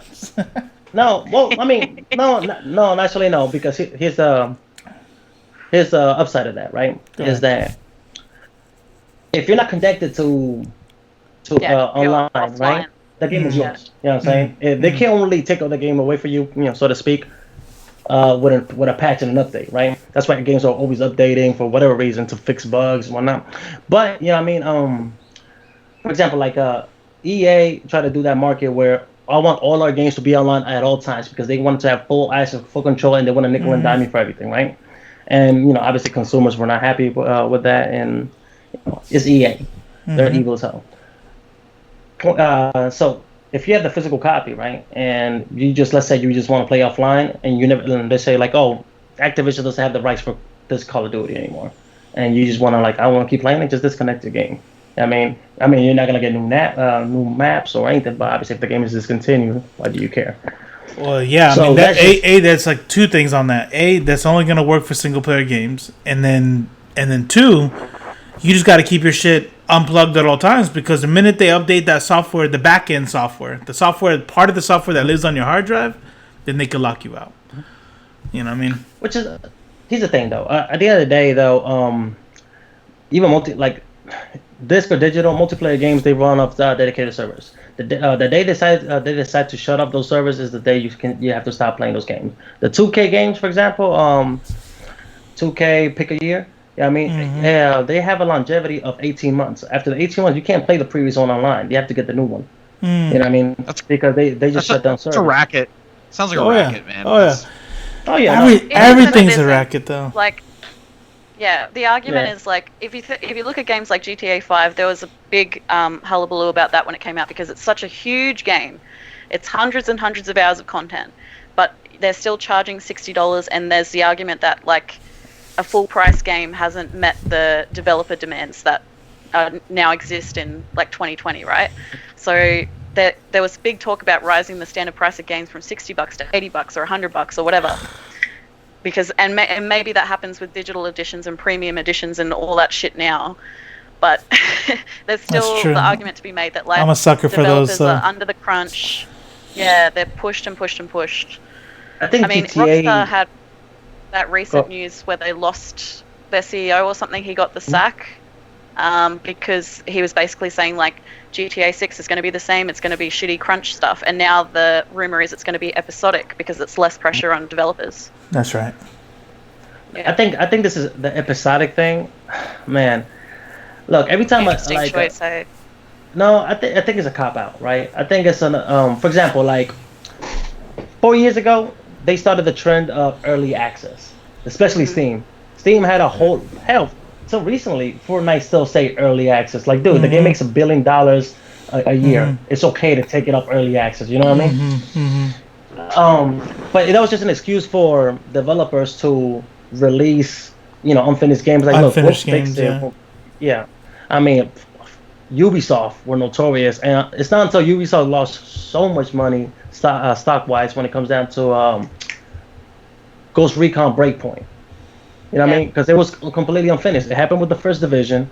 The Division 2 was mediocre. You know what I mean? And Ubisoft said like, "Yo, we're gonna take a break of all games for now, and we want to give you the best content possible." You know what I mean? But it's because of that. Like, there's all these early access games. Yeah, give me full price, and eventually I'm gonna give you what you pay for. You know what I mean? That was just and I think this episodic thing. No, I was just gonna go off that. I think the episodic thing is gonna start that trend of like, yeah, we're gonna give you half the game today, but don't worry, in 2 years, keep paying us, we're gonna give you the other half. Yep. It's the same. I feel the same with season passes. There are so many times where you see a season pass for sale and they cannot tell you what you're going to get for that $40 or $60. And you're like, but why would I buy a season pass if I don't even know what the DLC is going to be? But that's because your name is Robo Strange and you're an idiot. That's why. Hey, dude, I was going to call you an idiot, but not so directly. I was going to say, hey, every Destiny player out there. Yeah. I'm saying. Yeah. See, that's what I'm saying. Destiny, Call of Duty. Oh, wait, hold on. You're not buying season pass on Call of Duty? I'm not. I haven't bought not one season pass. For real? Nice. Because, dude, not one. Cause here's my thing though. Okay, first off, this is personal opinion, guys. Don't crucify me for this. I don't buy skin for first person characters. You know what I mean? If it's like, if my gun shoots, I don't need no premium guns. If my gun shoots and I kill people and I get dubs, I don't. But I like to pretend like I do. and if it's a first, like, I haven't bought not one skin for Apex, and I love Apex. Just because it's a first-person game, I'm not gonna see it. Like, that's like putting rims in my car. Do you know what's funny? I have to get up the car to appreciate them. So true. So you don't put rims on the car? All right. I mean, that's fair. The only season pass I bought was for Witcher 3 because I loved the developers so much, and I knew that they wouldn't fuck me over, and I was like, here, take my $40 or whatever it was, and then I ended up getting Blood and Wine and the other one was those are whole games. Like, those are like they could have easily have sold them. Okay, CD Projekt Red, let's get this out the way. They are right now in the industry, they're like From Software to me. They can do no wrong. Because The Witcher 3, they released 3 DLCs, right? That could have been 3 full games. That any developer would have been like, you know what? I'm gonna make this into a sequel. That's right. And I'm gonna charge you $60 for it. Yeah. Witcher 3.5, like, whatever. $3 and play another. You know what I mean? That's why. Right. Nice segue here. That's why Cyberpunk is good. That's why everybody is like, look, I don't care what it is. Just give it. You're making it. It's cool. I'm buying. That's right. That's right. What I mean? And I think that speaks highly when the developer, they put so much love and care, and they care about the consumer. I mean, because The Witcher 3 is an amazing game, a masterpiece. You know what I mean? It should be a benchmark for RPGs, right? That's right. You know what I mean? And so many try to imitate it. You know, shots fired. Assassin's Creed Odyssey. That game was trash. I don't care what nobody says.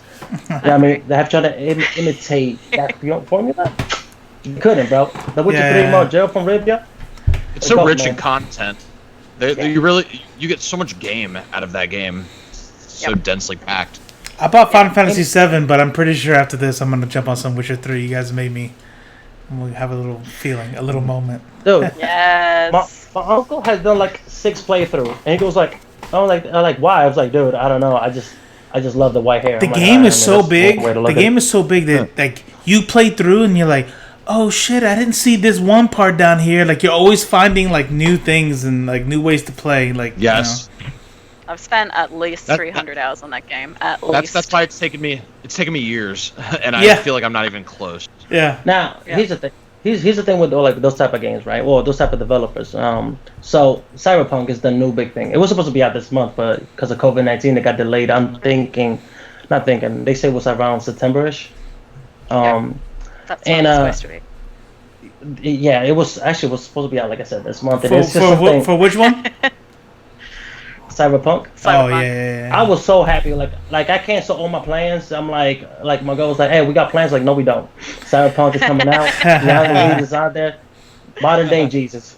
You know what I mean? So the thing is, like, all we know is an open world first person shooter where you play as a, you know, cyborg-esque humanish dude, you know what I mean? Which is, you know, it's just an excuse to you to customize your character. You know what I mean? It's kind of reminds me of Deus Ex before Square Enix butchered up. You know what I mean? Like, you have like melee combat when it comes down to, you know, blades, guns, you know, hacking. So there's so many different ways to play the game, and it's just, that's like as much as we got. We know it's open world. There's a rich story behind it, but it says it's behind it's being backed by CD Projekt Red. You know it's gonna be good. Same thing with well, I was gonna say Bethesda, but after Fallout 76, man, they lost all credibility with the public. You know what I mean? But before that, you know, they put out Skyrim how many times? 18. Yeah. You know. I mean, which is just, you know, people clown them for it, but it's a testament to how great it was.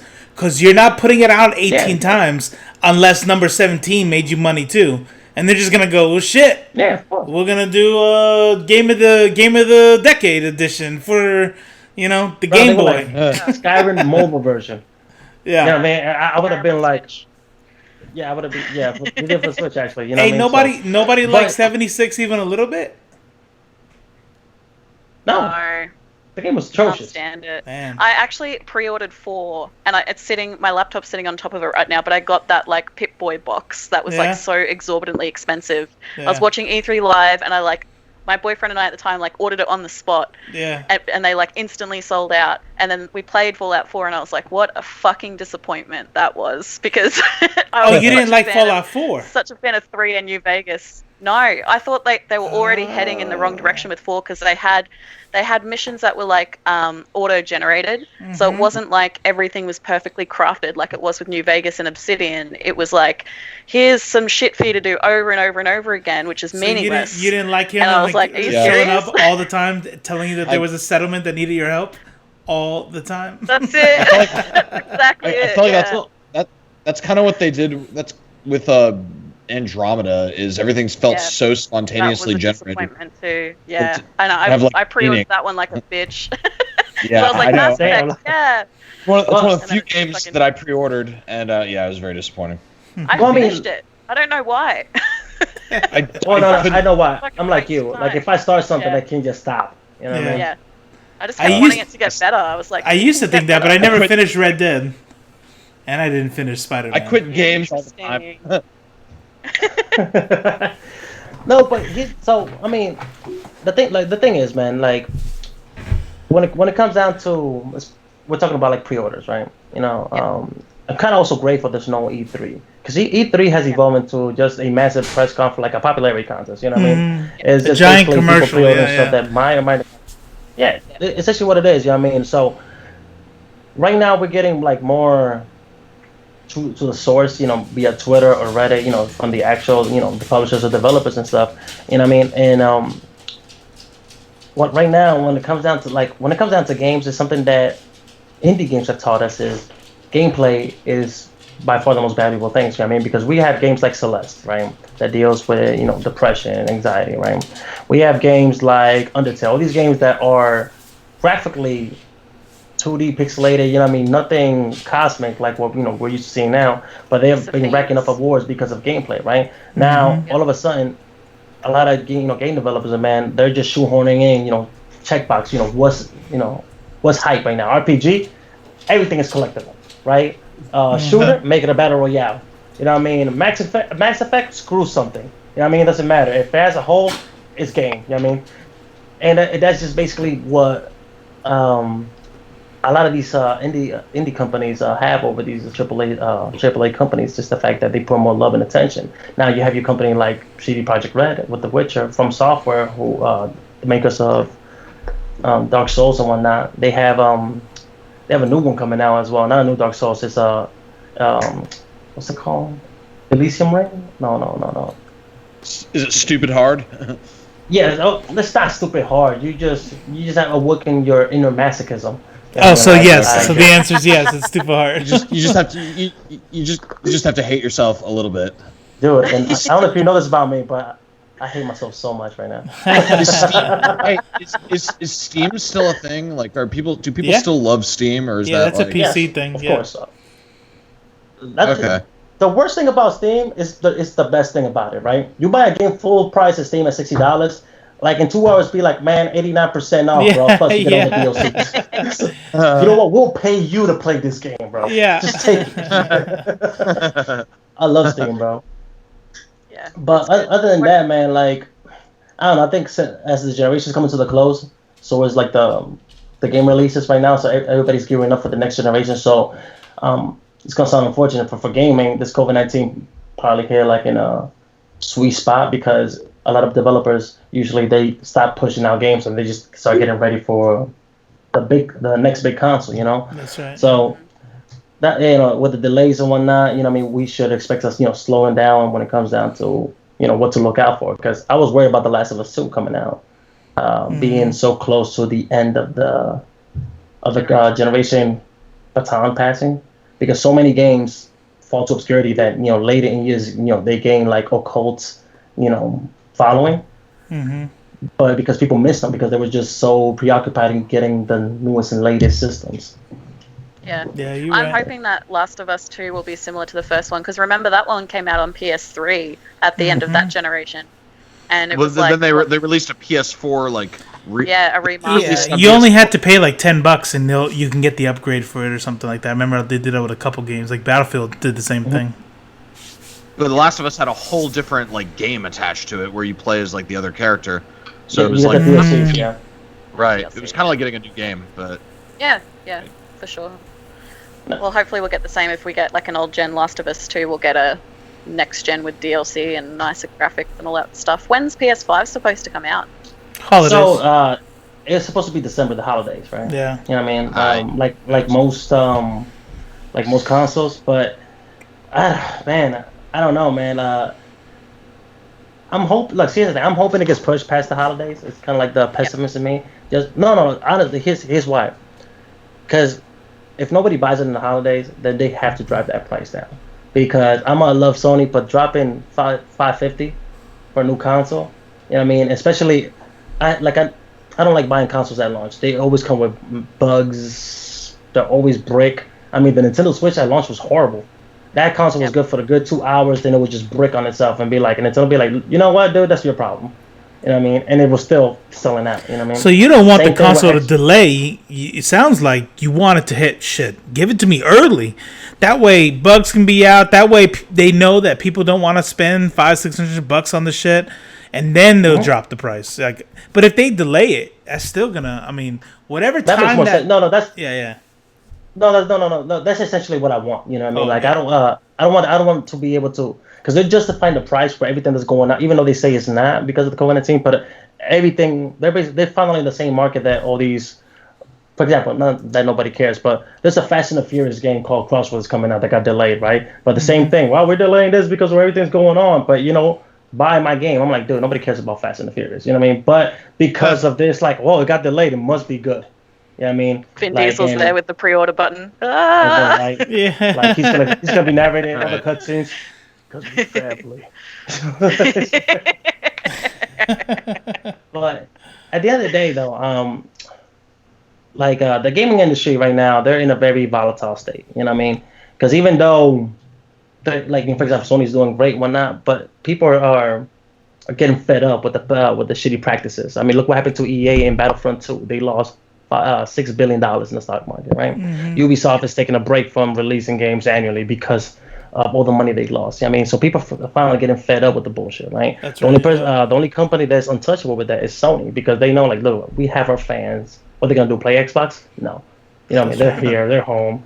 You know what I mean? They're gonna give us whatever we feed them, and that's where I start having an issue, because greed does take precedence over love, I guess. And I they've done wonder. that I wonder before. where Yeah. it goes, though. I wonder where that border is, because I mean, you got some people. You know what I mean? Like, you have some people that are gonna buy it, and it just is what it is, and we're gonna sit there, and the next Fallout that comes out, I'm gonna buy it.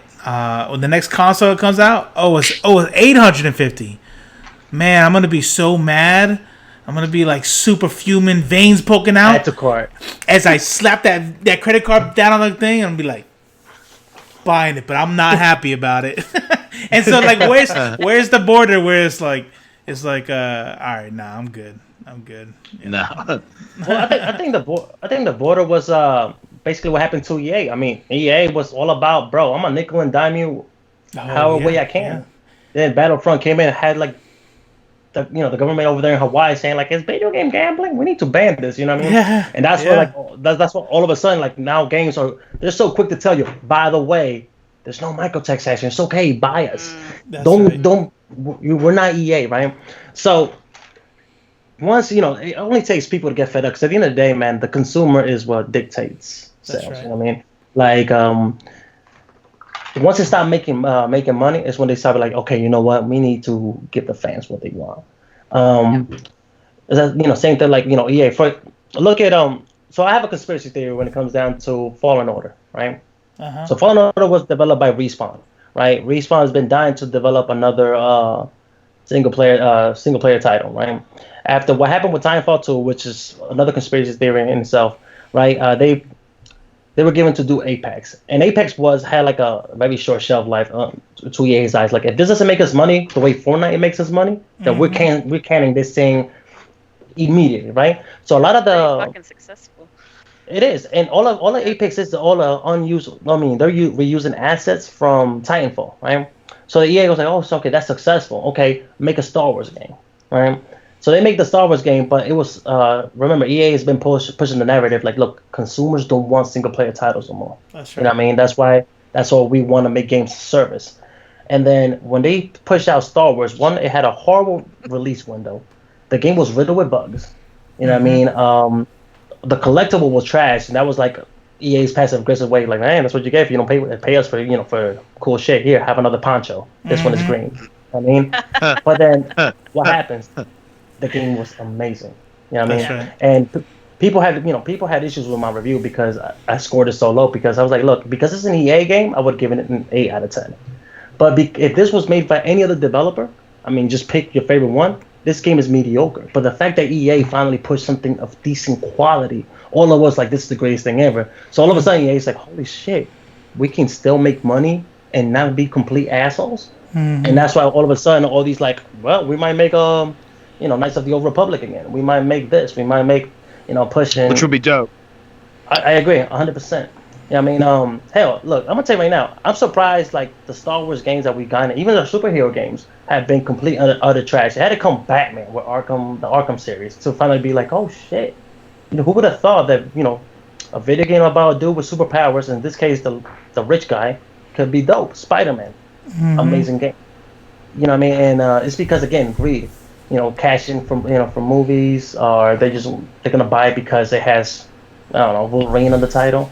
Even though there's a stigma with licensed properties in games where it's like people assume they're gonna suck if it's a licensed property. Yeah, because so many of them have sucked. Yeah. Yeah. That's a valid assumption. But you're right. It's a little baffling when you stand back and look at it objectively. Like, oh, this has every reason to not suck going for it, and yet it still sucks. Yeah. Best example. Have you guys know the game Infamous, exclusive for the PlayStation 3? Yeah, of course. Yeah. I love that game. Yeah. Holy shit. You know why you love that game? Because it's Fallen- basically it's great value X-Men. It's like the great value version of X-Men, man. Like if they took that exact game, made it an X-Men game, it would have been like the dopest fucking X-Men game. Same thing. So that's exactly what it is, bro. Like, oh, they're not mutants, they're enhanced. You know what I'm saying? Like, same shit, bro. But the fact is that, you know what I mean, Sony didn't have the license. But if they make an X-Men game, it's complete trash. And I never understood why, but it comes down to, you know what I mean, greed, money, whatever. I'll tell you why. I'll tell you why. Because you said it already. You know what? They don't need to invest. That's it. Polly just said on the chat, you can't really hold a Star Wars game to the same standard as any other. Here, the brand sells the game, and that's why that's it. That's exactly the reason. So it's all about. Well, at the end of the day, there's a bunch of old dudes at a board meeting saying, "How do I become a trillionaire? Like let's move this ball forward." And then they go, "Hey, we're gonna make a game, and it's gonna be a licensed game based off of." Insert major brand here. Okay, cool. Here's the deal. Here's this team. They are responsible for this AAA game, this AAA game, but they know their worth. So it's going to cost this amount of money to get the best programmers, the best graphic designers, the best storyboard artists on the deal. And they go, Do you have any other options? Well, we got this team over here that we don't, they kind of suck, and they have a couple. But it's going to have insert brand title's name on it. We don't need the best game. Put that on it. We're still going to make money. And it's always going to be that way. Well, that's you know, exactly it.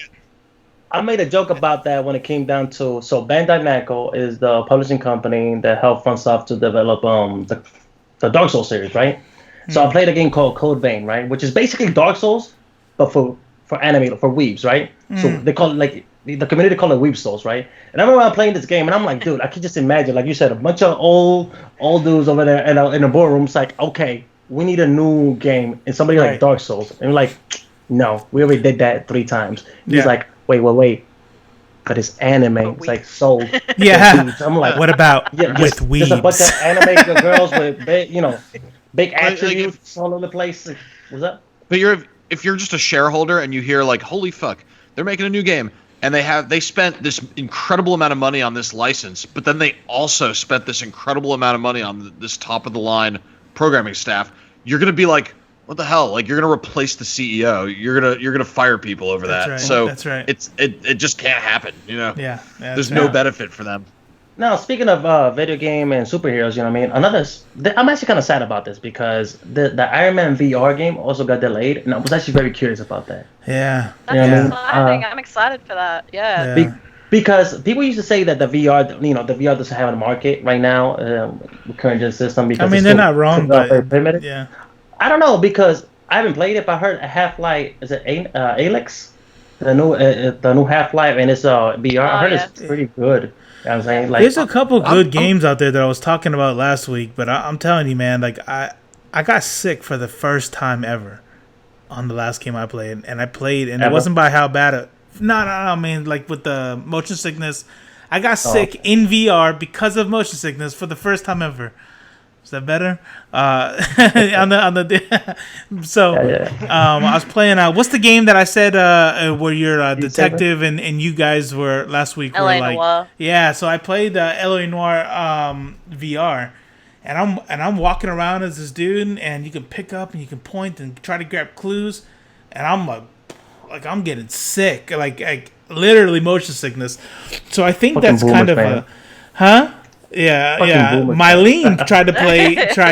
And Mylene's younger than you.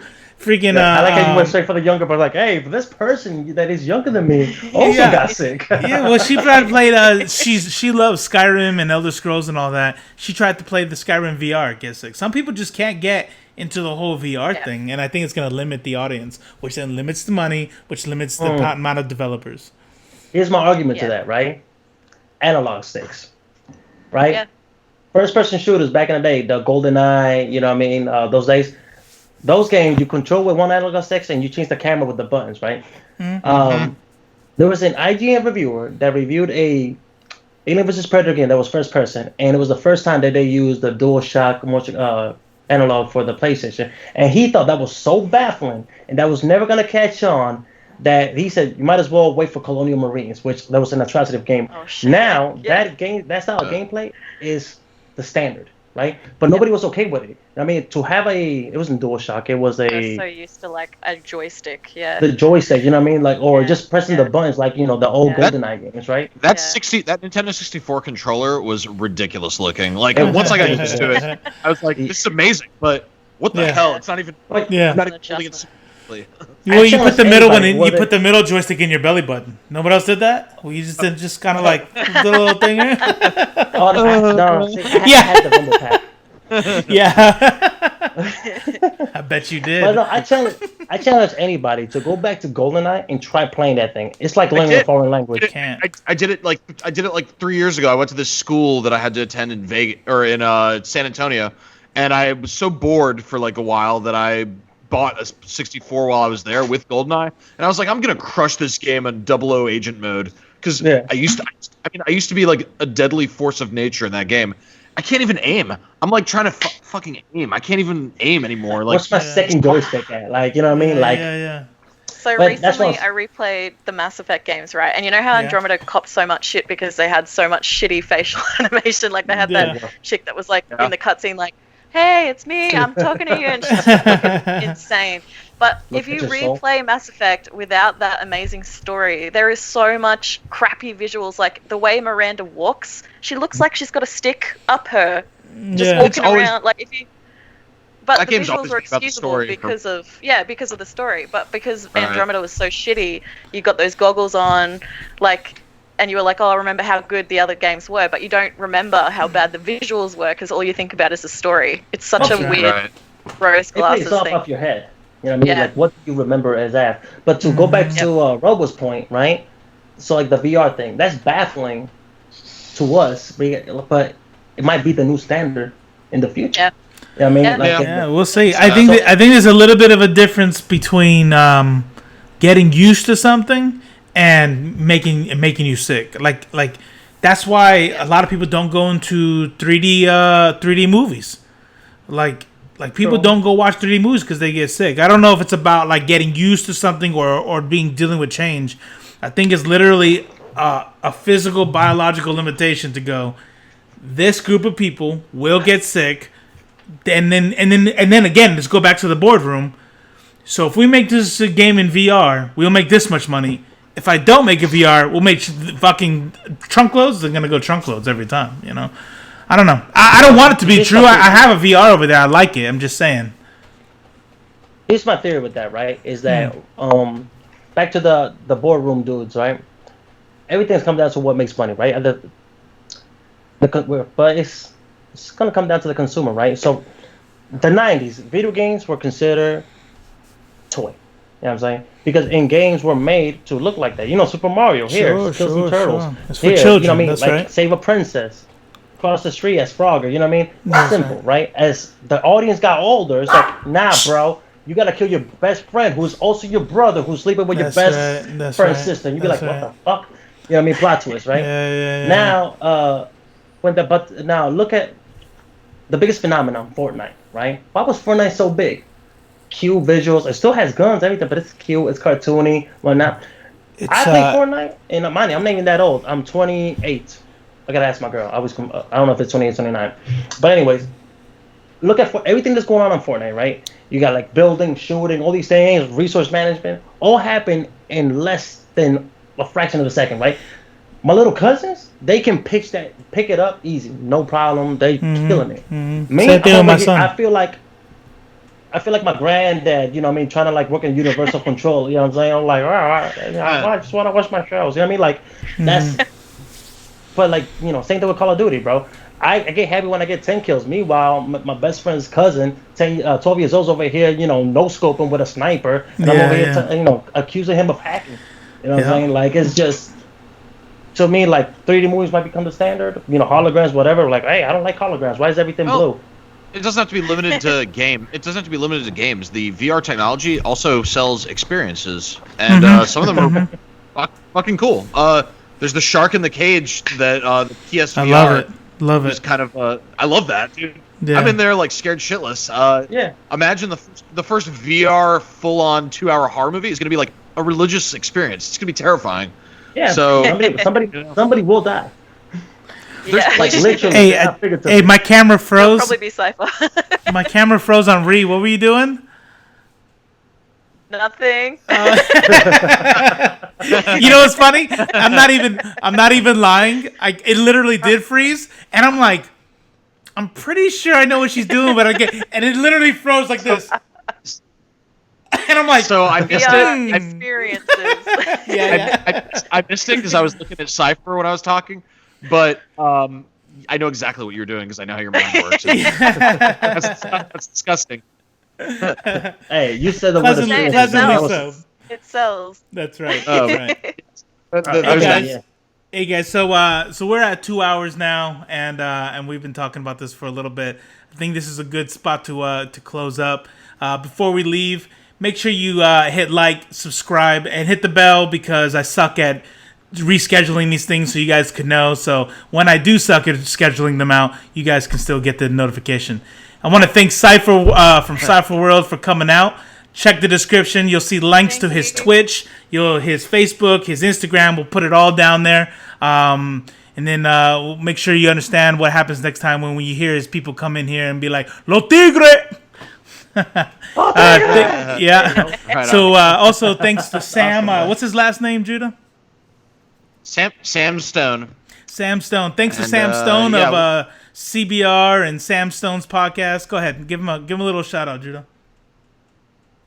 Yeah, what's up, man? It was good having you on here. Hope to have you again soon. A lot of good insight, and have fun being whatever Tiger Lynx Liger type cat themed superhero that you want to be. Well, I'm, I guess, Squid Man. Yeah, I'm really sorry we had technical difficulties in there because you can tell the guy has just based off, if nothing else, is the industry he's in, a wealth of knowledge for comic books, and hopefully next time we get him on, it's a little bit clearer. Check out our Facebook, check out our Instagram, check out our Teespring store. We're gonna drop links and timestamps in the description. You got anything? Any parting words from anybody? If you new policy, if you get a tattoo of our logo on your chest, then you can watch our live streams for free. So promotional. It's a promotional deal. Sorry. I will say this though. One, thank you guys for having me. I mean, this was a lot of fun.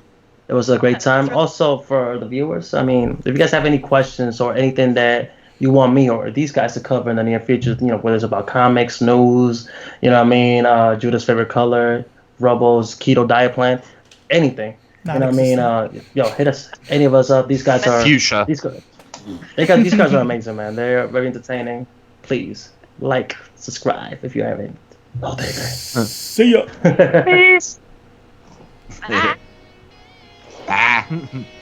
Peace. So do we have to freeze? Movies, video games, anime, your powers combined. I freaking love comics. Live with Judah and Robo.